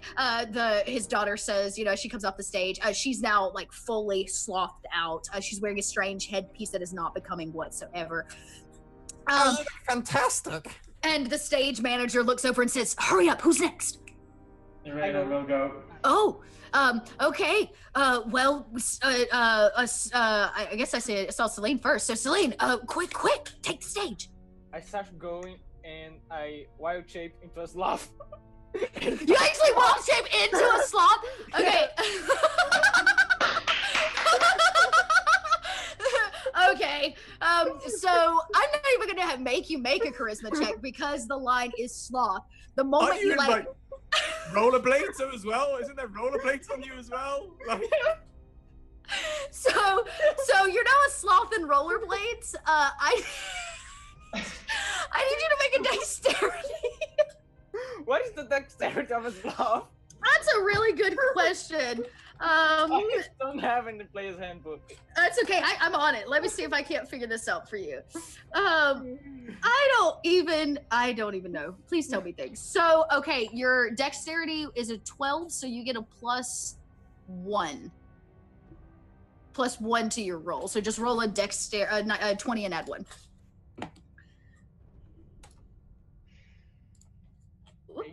18! You are the coolest sloth in town. As you roll it, you're not a slow sloth. You get down there and make circles as a sloth in your roller skates. People are like, yeah, woo, man! And you hear somebody go, are roller skates cool again? I didn't know. And so you make your way back and off stage, and as you come off in full sloth form, the princess is she has a tear in her eye. She's like, oh my god, I have never seen such a performance. You changed into a real slut. I am just so moved right now. And she's like, oh my god, my makeup's gonna run. Oh my god. Backstage. And the stage manager goes, okay, hurry up. You were next, right, Narita? Get on there, go. So she'll be going. Yeah, I was about to say, you can make that performance or you can make the charisma. Basically, I'm just thinking if she's gonna cast that or not. Oh, I know, she's not. Yeah, she's just gonna go straight up performance. Do it. So, okay, it is not the greatest thing in the world, but it is above 10, which is all I needed to make sure you didn't fall flat on your face. You walk down there and people are oohing and ahhing again. They really love these gloves that you're wearing, and you get to the end and pose awkwardly with a pair Vogue pose with a pair of sloth gloves, and people are like, oh yes. You hear somebody in the audience say, I wonder if my stylist can do my nails that way. Oh my god, that would be so fat. As you turn around and begin walking back off stage, and you come off and the princess is like, oh yes, and she goes, you're next, and claps. Arion in her hunch dress. It fits you perfectly. Yeah, I feel one with my true self. Let me know what you roll for that performance.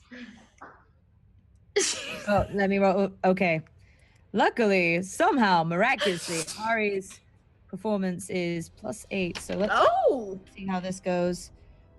All right. Math. 22. Oh! You also nail your runway walk. How would you like to sloth hunt walk down the... Ari is just going to do the most unenthusiastic walk ever. She was initially super pumped for this, really excited. And if she hadn't have been put up as a sloth and had to have a hunch, she probably would have been strutting down like, ah, ah. Instead, she's walking down just like... You imbue the essence of a sloth so much that the audience gives you a standing ovation. This like slow, sad angst walk to the end. And when you get to the end of the runway... And she's gonna raise her like fingers like kind of style, but it actually accidentally resembles the claws. And... Jesus. I can't. So yeah, you make it there and back, and people are just like the energy in the crowd. And as you come off, she like grabs you by the face and like plants a kiss on you, and she says, "I have never seen anyone make a hump look so majestic." And she says, "Okay, here I go. Finale. Wish me luck." And she begins her walk down the runway, and she as she gets to the end, she's like turning and like waving, of course, as the fashion designer for the show, and people are doing their thing, and all of a sudden you hear a strange cracking noise, all of you from backstage, and you hear her go, ah, ah, ah! And the stage breaks open and she falls through a hole in the floor. So we're not even getting paid for this anymore. And you can hear her screaming, "Oh my God, help me, somebody help me!" And she's like hanging on to the stage, the hole, like the cracked hole that has fallen, and she's like hanging on to the edge of it. But any of you like to like rush out, I don't know, and save her? I mean, you don't have to. I'm going to try as a sloth. I didn't. You never make it in time. Forget. What is I was about to say your strength is a -1. Your strength is a -1. Yeah. The sloth is like, I'm coming. Ari's gonna like lift up Celine and just kind of like walk as if she kind of cares, but not really. She's just helping the sloth to care. Oh my God. At least. Oh no! And I'm just gonna throw Celine into the hole too. Like, oh no! You tossed the sloth in the hole. Go so help! As you do that, you realize that somebody has burrowed a hole actually through the actual ground of the district. And somebody has grabbed the foot of the daughter and are trying to pull her under. And it's this slimy, scaly green arm, and it's got her. You don't see really anything else in like pitch black, and it's pulling on her. And now you've tossed the sloth in, so I need the sloth to actually make a dexterity save, which is also a +1 to make sure that you grab something or someone. On top of this, I am. His own way that he may try and save the day very shortly. The more you guys do, the better it's gonna get. Yeah. So a 10, you just managed to grab the hair, the beautiful golden locks of this almost basically royalty is what she is, the daughter, and you hear at a distance, the lot of you, her father go, "Oh my God, grab her!" Right? And she goes, "Ah!" As the sloth, which they're pretty heavy creatures, right? They weigh like 20 or 25 pounds, literally is now like latched on to her hair, and the thing is pulling her down. She's going to make a strength save to see if they both fall through.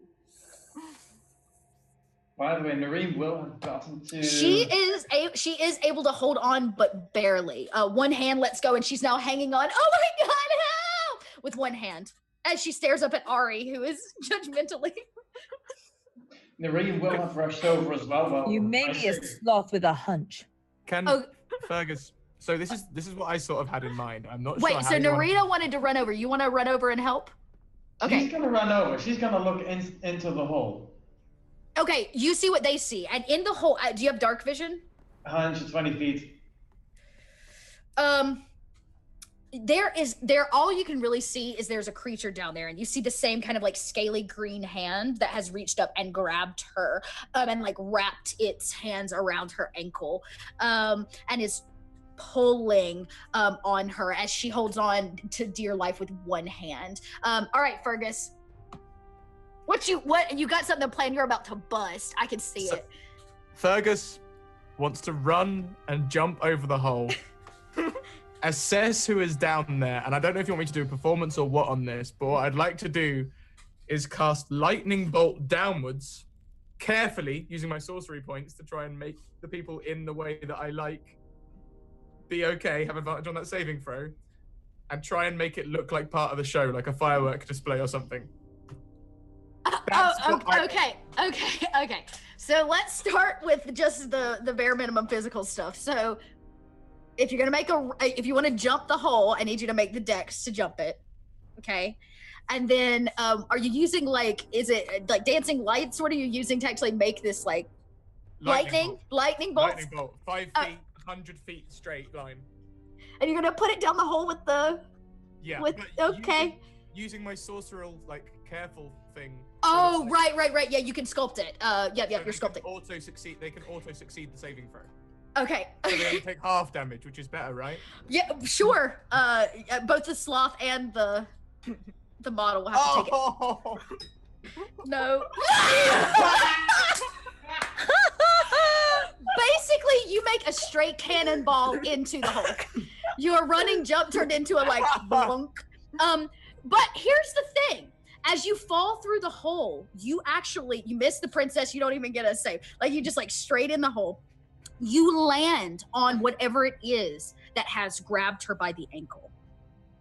You're standing on its face, and it lets go of her. It seems that it's on its feet, so it's solid on the underground level or whatever tunnel it's dug. But you're standing on it now, on its on its face, and you guys can hear Fergus in the hole and still kind of see him. It's just his head that's poked up over the ground level at this point, and the princess is still dangling for safety. Anybody else want to make some bold moves? Kate is actually gonna cast fairy fire on him with drought magic. Oh, cool. Okay. The creature is lit up. Yes, it does. And you see it, bing. And as it lights up, at least is it your side or everybody's side? It's for everybody, right? Everybody. Any attack roll against it has advantage. Okay. So as this happens, the creature and you guys all see it through the ground and everything. It lights it up and highlights it. And it's a humanoid type creature, but has a reptilian feel to it. There are scales that have crawled up its limbs, and the scales are kind of taking over its face, and it looks at you with these iridescent green eyes, as it is actually going to attack Fergus because you're on his face. So we're gonna have to roll initiative in this dark little hole. So ready, but also, according to the dice, not so ready. Not so ready. That's okay. I'm probably not either. I did pretty good. Man, the dice are on my side tonight. So this creature, it sways and moves like what you would probably consider a zombie in terms of the mindlessness and what you're staring at. But the overtake of it, you recognize, Fergus, as some things that you saw that you probably shouldn't have seen while you were down in the belly of the arena. Great, so a 14. Anybody else that's going to want to attack the creature is going to want to roll. Go ahead and just roll that initiative for me. Ari's probably just going to kind of be standing unenthusiastically for a while. But eventually decide that she kind of gives a damn at least about Fergie. Yeah. Okay. And she kind of feels a little bad that she threw a sloth down a hole. All right. So why don't you roll it so I can get you in order, and then if you want to pass the turn, you can. Unfortunately, 6. A 6. So it will be Fergus. Okay, and then all right. So our order will be this creature, Celine, Narina, Fergus, and Ari. What we're gonna do is Fergus and this creature are gonna get around without you guys, because we've already started one, and then we'll complete. So Fergus, is there anything you like to do before it reaches up and gets to you? That's the technical term. In the Latin, Yeah. Yeah. It's the root. I can't really think of anything that I wouldn't like do on an initiative roll thing, so I guess not. I just land on it and so I go, oh, hi! Okay, yeah, you basically have your crotch in its face, and it's like, right? And it's going to kind of like take a swipe at you with its hand, which has these claws that are growing in, and it will. It's going to take this really nasty swipe at you. All right, let's see how it do. Fergus doesn't have a lot of health, guys. It's okay. It's not as it's not quite as powerful as you think. A 7 to hit. Oh, okay. Yeah. Okay. It misses. Yeah, I was about to say, your bathing suit furriness, and there's just so much happening. It can't quite make it all out as to what's going on, and we will kind of like start the round. But before that happens, Ari, in your silent aggression towards this woman, you have a wild magic surge that overcomes you in this place. And I was about to say, do I need to roll for that for you? I've got it. Okay, cool.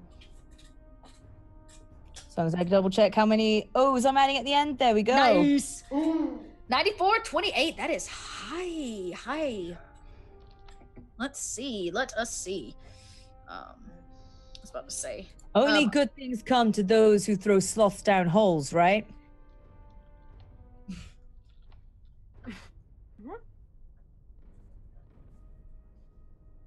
Okay. So it says, next weapon drawn nearby chills to negative 200 degrees. The weapon itself, or the whole, like, it chills the area. It's very vague.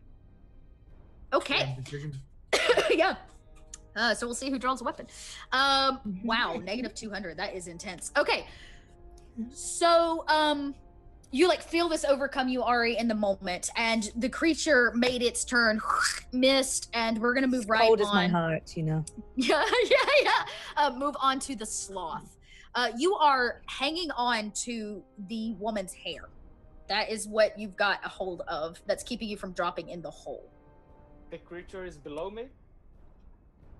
I'm gonna drop out and use my claws to attack when.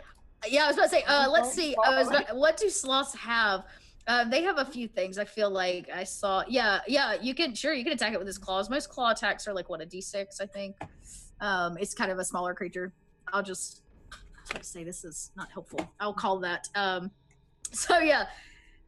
Go ahead and roll that attack, and let's see if it hits this creature that you guys have kind of yet to maybe identify. Last one. Is it strength? Yeah, it would be your strength, correct. I'll just use your stats to make it easier. Okay, so a 16 hits, and you do manage to claw this creature. So we'll say your sloth claws do a D6 worth of damage. Okay, so you managed to do 1 sloth claw damage to this thing. It's not particularly hardy, but you actually notice as you sink your sloth claw, very slowly sink your sloth claws into it, that the whatever is the scales and the like overtake of it seems relatively familiar to you. Okay, and we move right along to Narina. Wait, I can't hear you. Are you muted? It's up. Oh, there you go. Okay, you're good. I hear you now. I was too far away. Oh, okay. So, what action are you taking? That one. Nice. Oh, you're gonna hold the thing. Okay, cool. Actually, it does qualify as a person, so like as a humanoid, so you can do that. So it's going to get a wisdom save, correct? Let's see. It rolls a it rolls a 17. Does that beat it? No! Oh, and it you can see that it like pauses for a second, like as the sloth claws sink into the soft piece in its neck through the scales. You can see that it starts to like freeze and then breaks free of it. Its will just like pushes right on through as Fergus's crotch is still trying to like cope with all the Fergus in the face, all the Fergus holes, all the Fergie holes. Cool. And it is actually Fergus's turn. So where is the princess at this point? She is still dangling. Still dangling. Okay. She is still dangling. But she's above me. Correct. She is roughly about, I wouldn't even say 10 feet. She's about 7 or 8 feet above you. You could actually reach out and touch her foot because you're standing on this creature's face. The space you're in is actually not that tall. It looks like a self-dug tunnel. So it's only about 5 feet high. And the creature's actually kind of crouching to like stand in it. So Fergus, he's been having a lot of rage recently about all these fashion things and stuff. And you know what? He was having a really good time at the fashion show. He was really enjoying it. And this creature has come along and ruined everything. So he's just going to unleash on this creature. And he's going to cast Lightning Bolt downwards. Okay. And he's going to empower it as well so that he can re-roll up to 2 damage dice. Oh, do the thing. Yeah, make it happen. I need from you a dexterity saving throw to avoid it. Okay. Well, it's not very dexterous, so. But I did roll a 19. Oh yeah, that beats it. So you take half of. Yeah, boom. Half of 35. So half of 35, so we'll round up. So what is 36, that? 18. 17, 18, right? Cool. That was Bad News Bears. It screams out this mixture between like a creature, like this unintelligible creature sound, and a human voice as it and it like shrinks to the ground. You and it fall, the sloth falls, and it lays like twitching on the ground. And I need the sloth and I need Fergus to make a dexterity roll as this creature vomits up molten gold. I mean, admittedly, Ari's probably going to take a good look at this and consider just ditching fighting and just be like, how do I solve it? How do I solve it? How do I solve it? As it like twitches it and it projectile vomits this molten gold, like almost like lava out of its body, which you can see singes its esophagus as it comes up, and the creature like dies in front of you as like gold lava like drips out of the corner of its mouth. Both of you make the dex save because you were kind of both behind it. You know what I mean? Like you guys fell behind. So it projectile vomited forward. The princess, we are now out of combat, and the princess, you can hear dangling go, like, can I like get some help? Certainly, we'll be right back up there. You hear the pitter patter of her father's feet come over, and he looks down and he goes, "What have you done? You've ruined everything." Presentation, fireworks. Fireworks start shooting out of the hole. Pew, pew, pew. And he like helps his daughter up and she like brushes it off. And you can see people have been in like a little bit of a panic trying to figure out like, ooh, what's happening in the hole? Ooh, ooh. And then as fireworks start to shoot out, I don't know, let's see how gullible all of these people are. It's a solid roll. Oh, they're pretty. They're like, ooh. Ooh, and you see the princess goes, yes, the grand finale, the disappearing sloth act. And she like claps and like the crowd's like, somebody starts to slow clap and it like picks up and was like, yeah, you know, and her father's like, did they they bought it, and he like quickly like rushes her off stage. The two of you are in about a 14-foot drop like hole from the top of the stage down to the main ground, down to the bottom one. So you're gonna need somebody to drop you down a rope or give you a hand out, especially that sloth. Addy, help! We're gonna get paid. With that note, and that's when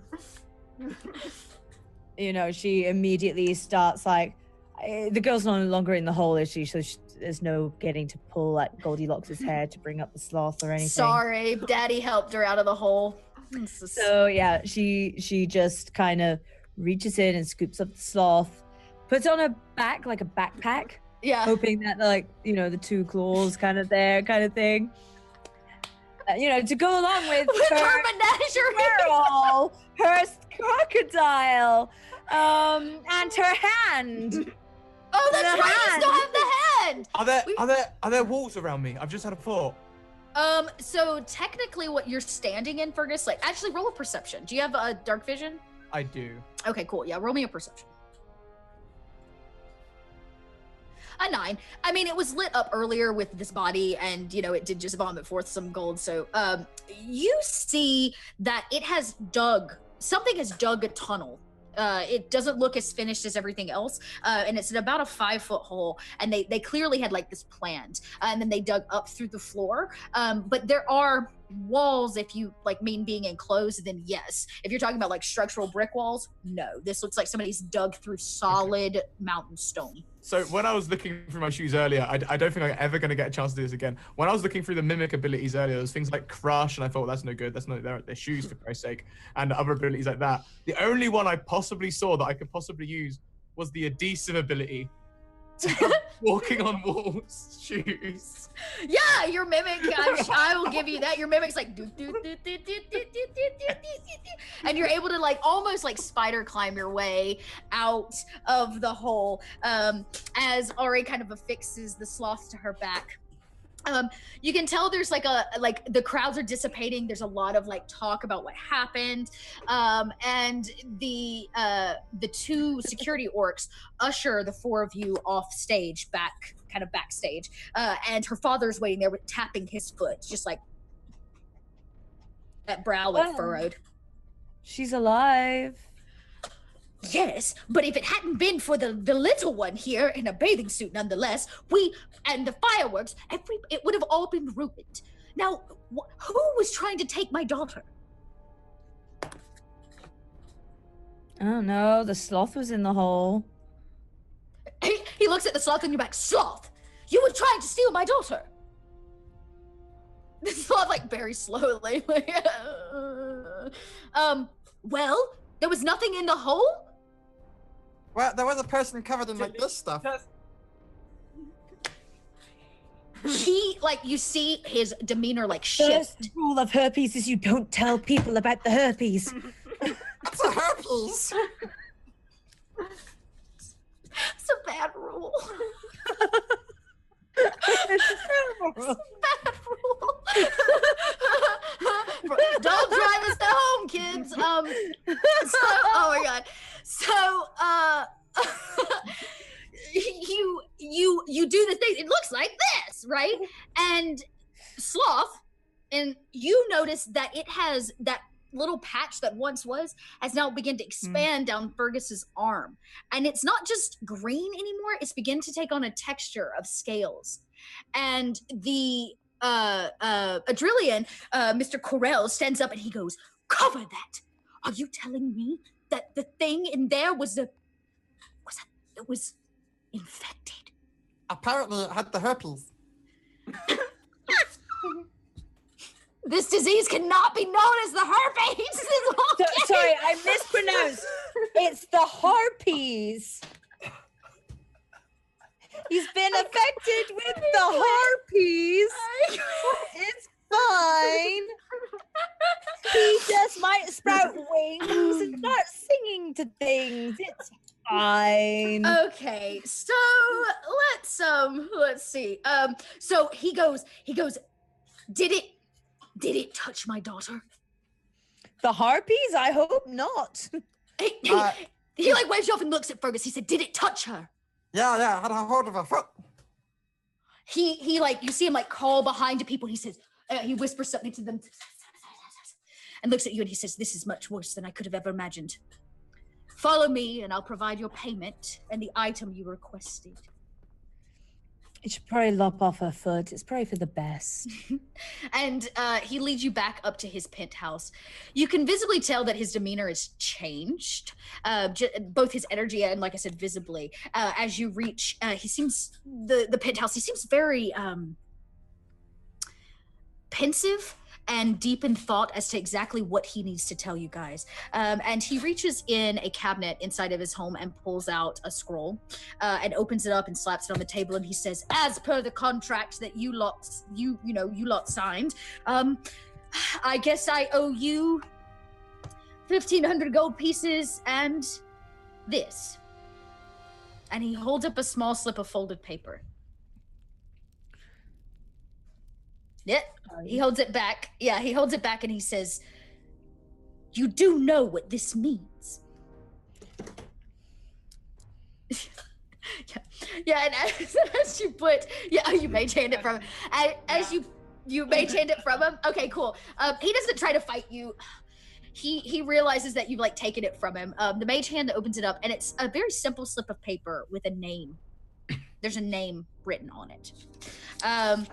Now, as Ari begins to put on her glasses to kind of see better, you note something on this contract. Obviously, you lot are not the ones that signed this contract. There are 4 names scribbled on the signature.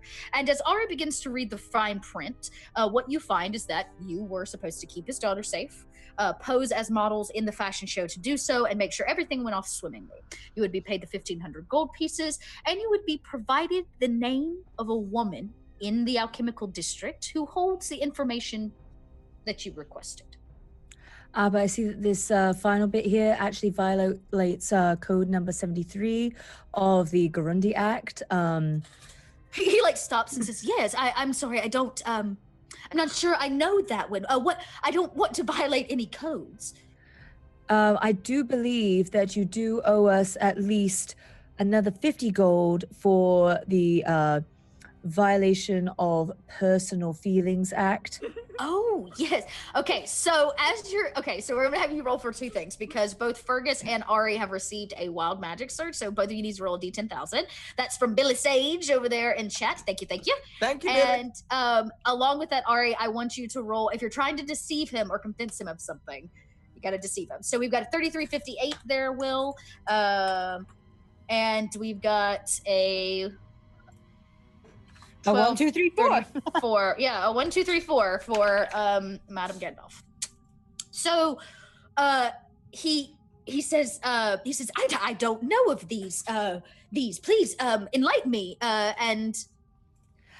After the rulings of the Tumblerinas, it has been made that if we are offended by any sort of clothing that we might wear upon a fashion show, that we may be compensated for having to go against our personal feelings. I rolled a 16. Oh, okay. Okay, so he says, "Well, yes, no, please." And he claps his hands and somebody brings out another like coin purse. He sets one giant one down that clearly has the 1,500 gold pieces in its relatively large pouch, and then hands you another one. He says, "Here's the additional 50. Now, I must say," Thank you, sir. "when it comes to this woman, the one on the paper, I did not give you that information. Understood?" Completely. What information? And he like pats Fergus on the head a little bit. So as you put your hand out, Ari, you are he stops and goes, "Do I know you? I know you. I know you. You're that woman that's rumored to be protected by a mighty dragon." Huh? Yes. Yes. Well then, I guess we have much to speak on. And at the same time, Fergus's wild magic surge says the next tree you touch animates and attacks everybody nearby. The good news is currently there are no trees, but I am going to make a note of that one because that's got to come into play at some point. Treebeard attacks the group. So, and he says, we have much to speak on. I see that you, protection by a dragon, eh? He winks at you. Yeah, yes, I see. Well, some say you can't tell. People here are just protected by the collectors. I have a tendency to disagree, but if you're looking for this kind of information from this woman, you must already know that. Yeah. Bluff hard. And he says, so, what is your dragon? Where does it reside? Actually, what few people know is that this little buddy here, I just put him into, a more secretive version. He's hide them in plain sight, so to speak. Yeah. Oh, of course. Well, we'll keep that between us because a tiny dragon is a valuable asset to any man's menagerie. Of course. I mean, see, that's why everybody thinks it's a crocodile. It's clearly a dragon. Does it have a name? Your crocodile dragon. Yeah, I call him Gummy. It's a great name for a dragon. And he leans back and he says, so, business is through then. But I do ask, if this woman tells you about the thing, please do come back. My daughter may need some healing before this is too late. And he looks down at Fergus and says, unfortunately for you, it may already be too late. Ah. And Fergus just prestidigitates his scales clean, ah. Yeah. And he says, well, I have no more business here, and we have a lot of things to deal with in the wake of today's fashion show. So, please, be on your way. As everybody maybe hopefully starts to walk out, Ari's going to hand over her own card and be like, and straight up say the thing that she said earlier, rich, disapproving daddy types are kind of my thing. Oh God, roll a charisma. Give us a call sometime. Okay. Because he might actually do it. It doesn't look like there's a missus around. 18, 19, 20, 21, 82, 17 plus 5. This very regal high elf gingerly takes it from you, and he looks at it and says, "Oh, daddy types, huh?" And he fans himself with it, and he blushes a little for an elf and says, "I'll be in touch." And actually, as he goes to turn, he stops, looks at the card. Looks at the contract, looks at the card, looks at the contract, and looks up at Ari and says, I'm sorry, what is your name? And snatches the contract off the table. And he says, God, stop them! And they block your exit. And he says, who are you? All of you, who are you? I mean, that's a very deep question. I think we're all still trying to figure out who we are, really. We truly know who you are. I mean... Can Fergus try and, save the day? He knows a thing or two about these dungeons and things now. So, yeah. That card is just her name in the entertainment district. Yes! Fergus! Okay, so Narita has rolled to cast fear on him. So he is everyone in a 30-foot cone. Everybody! So everybody's worst fear, everybody, must succeed. So all of us have to roll in a wisdom save. So everybody roll your wisdom. Oh God. Oh Christ. Oh no! Oh no! Oh no! Okay, well, the sloth makes it. The sloth is the only one who has no fears.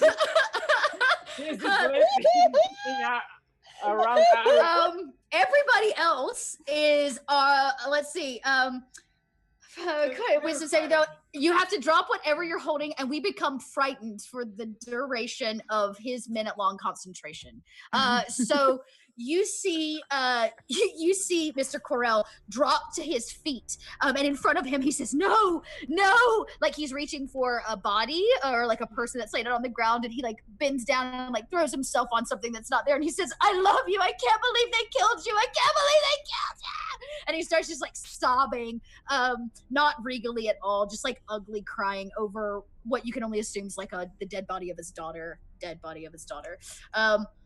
Do enlighten me, each of you. What happens to you? I think you could probably guess from Fergus's little script of No, not the sushi. No. Sushi. Yeah, you're having PTSD of just like sushi laid all over your body, and these scantily clad, beautiful drow women. Yeah. No. Go on your feet. And you kind of start having a breakdown. Narina, I guess you're not in the cone because you cast it. So as soon as Ari gets back from her bio break, she can tell us all about what it is that makes her terrified. And this lasts for about a minute. And by the time the spell kind of begins to dissipate, he is a nervous wreck, and he's like breathing on the ground, and he's sitting, like just his face is just, wow, there she is. What you fear, Ari? What's your biggest fear? What you see when this happens? Myself everywhere. Why are there so many of me? Ah! Oh God! Everyone is tripping. Lorena's gonna be okay. She grabs a little piece of paper with a name and bag of gold. Yep. And last time nice. And wait, speaking of tripping, wasn't there a super special one that you rolled? What was there was a condition on it. When I am attacked. When you are. That's true. You haven't been attacked yet. Okay. All right, good. I was like, I did not want to miss that. I did not want to miss that. And he looks up at you and he says, "Why?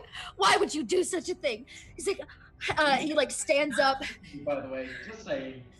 And he says, "All of you have been lying to me. I put my daughter's life in the hands of strangers I don't even know. You could be heathens." Oh, I'm from House Syria. What do you think? We pulled it off. We saved her. Yes, but barely. Barely? I did it all by myself. The other guys are just backup. Let's be fair. You either did or didn't. We can't put a scale on saving. Speaking of scale, my daughter now has descendants, which means that she is now quarantined to this house. Have you ever spent more than 24 hours in a home with an 18-year-old or a 60-year-old elf? Well, yes. Yes. And he says, "Do you know what this means?" Yeah, just grab a dagger. You know what? I get this feeling. Just grab a dagger. I get this feeling that the lot of you don't know anything. That name on that slip means nothing to you. She's the woman with the cure. He looks down at you and says, "The cure? Yes. How? Yes, you are right, small man in your amazing jacket. That is exactly what she does." Well, you too have an amazing jacket, and of course I'm right, because I am the rightful recipient of this contract. And he says, "So, what is your name?" as he holds the contract. You guys didn't look at the names. Wait, please, enlighten me, tiny man with nice jacket. What is your name? Could he make me a wisdom saving throw, please? Oh, he sure can. As I say, Ooh. pass. Net 20. He is not fooled by your shenanigans. I don't care what you cast it on him. Fergus literally just says that. Could you just pass me the contract for a second? He says, Just this. "Oh, you're gonna attack him?" Okay. She's just gonna paralyze him, and then she's gonna take off. Okay. Because the others should still be frightened of her, which means they have to run away, and she has the time to get out. Okay, so your fear spell is a concentration up to a minute. So as long as you're concentrating, this whole person's also a concentration. So he is a humanoid, so he's gonna make a wisdom save. If he was still feared, he would have ran away from me. Oh, that's true. He would have like Yeah. fled the room. Was he feared of you though? He was feared of me. I would embody their fears. Oh, I see. Okay, I got you. So he I mean, he has backed himself into the corner of the room, but he also has 2 guards that are blocking the door, not letting anybody leave. You did cast Hold Person. Does a 15 meet it? Straight on.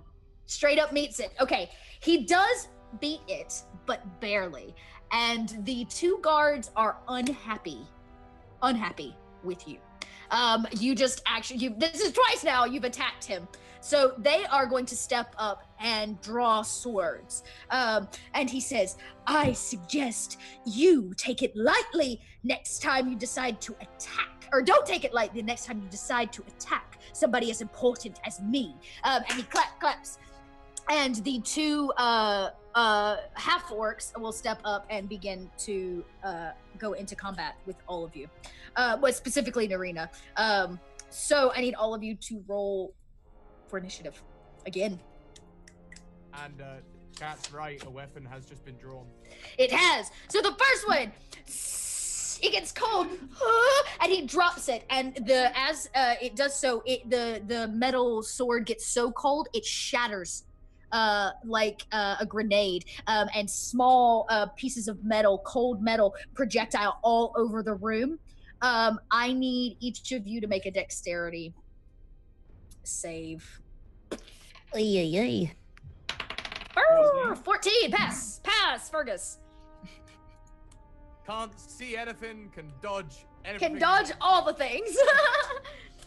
We had a 10 from Ari, does not make it, and an 11 does not make it. Both of you, with just the explosion of this cold sword, literally is what it is. I picture like a wine bottle in a freezer. It just like, and each of you take these and sloth form even, take these tiny nicks and cuts as they swing past you. It does so, it explodes with such force upon its cold explosion that these tiny shards also break, slam themselves into this glass room that you're all standing in. This it's got 8 glass panels, and it kings itself all into the glass walls, and it causes it to spiderweb. And the spiderweb just spreads, this glass spiderweb spreads across it, and the whole glass just shatters. All 8 panes of his nice pit house has been shattered. The one orc who dropped the sword is not happy, and he needs to also roll for initiative, or they both need to roll for initiative, which he will do now. They got a 9. One of them is down to his bare hands. He has nothing. The other one still has a sword in hand. Fergus. Okay, and I already got Narina's out of 14, which looks like you're going first. Did I get one from our sloth? No. And our... Here. Nice! The sloth goes first! At a 19. At a 19. Brilliant. And you rolled a 7, so you go. So our order basically is Sloth, Narina, Fergus, Orcs, and Ari. Those sloths and their quick reaction time. Stupid reaction time. Man, those sloths. All right, Sloth. I use my bonus action to become a human, but I don't leave Aries' shoulder. Oh, okay. You want to stay sitting on her shoulders? Okay. I go there as a slot, and I transform it. Wait a minute. And I pull it out, and I will cast Entangle on the guard. Okay, great. On the This is why I had such a slow initiative. Explains that's right. everything. All right. again, They get a strength save. Save or So they fail it. And so I guess it's like a radius, right? I think it's like, Yes, what is it, 10 feet? 20. 20 foot. So it gets the both of them. Talk to me about what your entangle looks like. How does it come about entangling them? It's rock the ground's rock. Yes. Yes. It's a conjuring spell. The rock starts lifting, cracking, and pens start to get out and wrapping his foot. Oh, okay, cool. Yeah, it's And almost that's like, it. yeah. Keep going. Do you have anything else? Sorry. No. Okay, cool. Yeah, I want to make sure I got it all from you. That's cool. Yeah, so it kind of cracks open and it like entangles their feet. So they have hindered movement. And they're not going to be able to reach all of you right away. So next up is Narina. How you do what you do? She's gonna cause darkness. On what? Basically, the sense of the room. Okay, I think it covers the complete room. probably, which means everybody will be in it. Yep, And and it's- she can okay. see through it because she casts it with the spell points. Okay, cool. Yeah, okay, so you cast darkness. So the whole room goes, you hear this like blackness escape into the room, and everybody's sight goes dark, except for Narina's. Like pitch black, nothing can see through it, not even your dark vision because it's magical. And that is unfortunate for Fergus. What's up, Fergus? Oh, By the way, she's gonna attempt to get out of the room. Okay, you wanna exit? Yep. Do you want to go through the door? Or are you gonna jump out the window? Like, what's your plan? Let's see. She's gonna try. Yeah, she's gonna go out through the door. Cool. Yeah, which is no longer being blocked, so it's a clean exit for you. You do that little thing for a while to make sure you like don't bump into anybody, and then you kind of like right through. Oh, I can just see fine. I can literally see everything. So you run The straight head's for the gone. door. I was about to say you run straight for the door. Everybody else in the room does not see you exit or leave. All you guys hear is the like click of the door. Yep. Can she lock the door behind her? Yep. Cool. So darkness fills the room, and you hear him yell, "Stop! Stop!" As this happens. As you exit the room, do you? How long does the spell last? Do you know? Darkness lasts quite a while. I feel like it does. It's like 10 minutes, right? Up to 10 Yep, minutes. 10 minutes. So it fills this room, and he says, "I can't see anything." He says, "Guards, do something." And you guys that are left in the room, is there any action you want to take? I'm going to take us out of initiative because they're not attacking you anymore. They're trying to protect him. Anything you want to do? So yeah, is it Fergus's turn? Fergus wants to 100% use this, and he's going to use minor illusion to amplify and slightly deepen his voice. Oh no. You have seen the powers of my henchmen. I am Fergus, champion of the arena, and you should run from me. And with that, the you hear the two orcs go, "Fergus? Fergus!" And they grab, you can't really see it happen in the dark, but you can hear the scutter of feet. They grab, feeling for him, the elven, like lord, if you would, of the fashion district, Adrillian, and they jump out the window with him to safety and like, you know, land basically. Safety? That high? Safety. Yeah. Well, they land on the second floor. It's like a overhang on the second level, so they're able to jump down and get him to safety. And you all are left standing in the dark inside this destroyed penthouse. This is where we will end today's game. I can't believe that worked. I gave it to you because why not, right? By the way, the so, only yeah. thing they still have is 50 gold, no name. Yeah. All right, cool. So that's it. That's wrapping up. So let's go around and each of you give us, you know, where we can find you, what you do when you're not here doing this thing, where we can find you online and all that jazz. So yeah, talk to chat for a second, and we'll just start with Earthen Lady. What's up? Yeah. Recently, I actually reinstalled OBS and everything, so I will be getting back to streaming soon. Probably will be streaming some XCOM tomorrow, so visit me on Earthen Lady here on Twitch, same as just in chat. So yeah. Cool. Oop. Cool. And next up, I'm just gonna go down the line. Scraticus, what's up with you? Oh, hey guys. Yeah, so I'm Scraticus. I love playing Fergus. I think he's possibly my favorite character to play right now. I'm a streamer as well. I stream on Mondays. We have the Dead Mountain campaign, which we're running through. We got through to episode 7 now. We're getting through episodes like no one's business. That's also available on YouTube. I'll put my links in chat in a minute. Yeah, and I'm on Twitter as well, so I retweet lots of D&D stuff and send pictures of cats. So yeah, that's me in a nutshell. Oh, okay then. Why don't we'll go, I guess, over to Madam Gandalf. What's up? Oh, hi. My name is Madam Gandalf. You may know me as Madam Gandalf. You can find me basically everywhere as Madam Gandalf because for some reason, nobody ever thought to be Mrs. Gandalf. Well, all the things we're missing out on. Right? It's literally the easiest username ever to get anywhere because nobody has ever apparently wanted to be so into Gandalf that you're like, yes, I married I am Gandalf. the madam. I am the madam of Gandalfs. So yeah, I am a full-time streamer here on Twitch. You can basically catch me every single day other than when I'm here over on Madam Gandalf. And I do a variety of things from cooking to pub quizzes to a variety of games.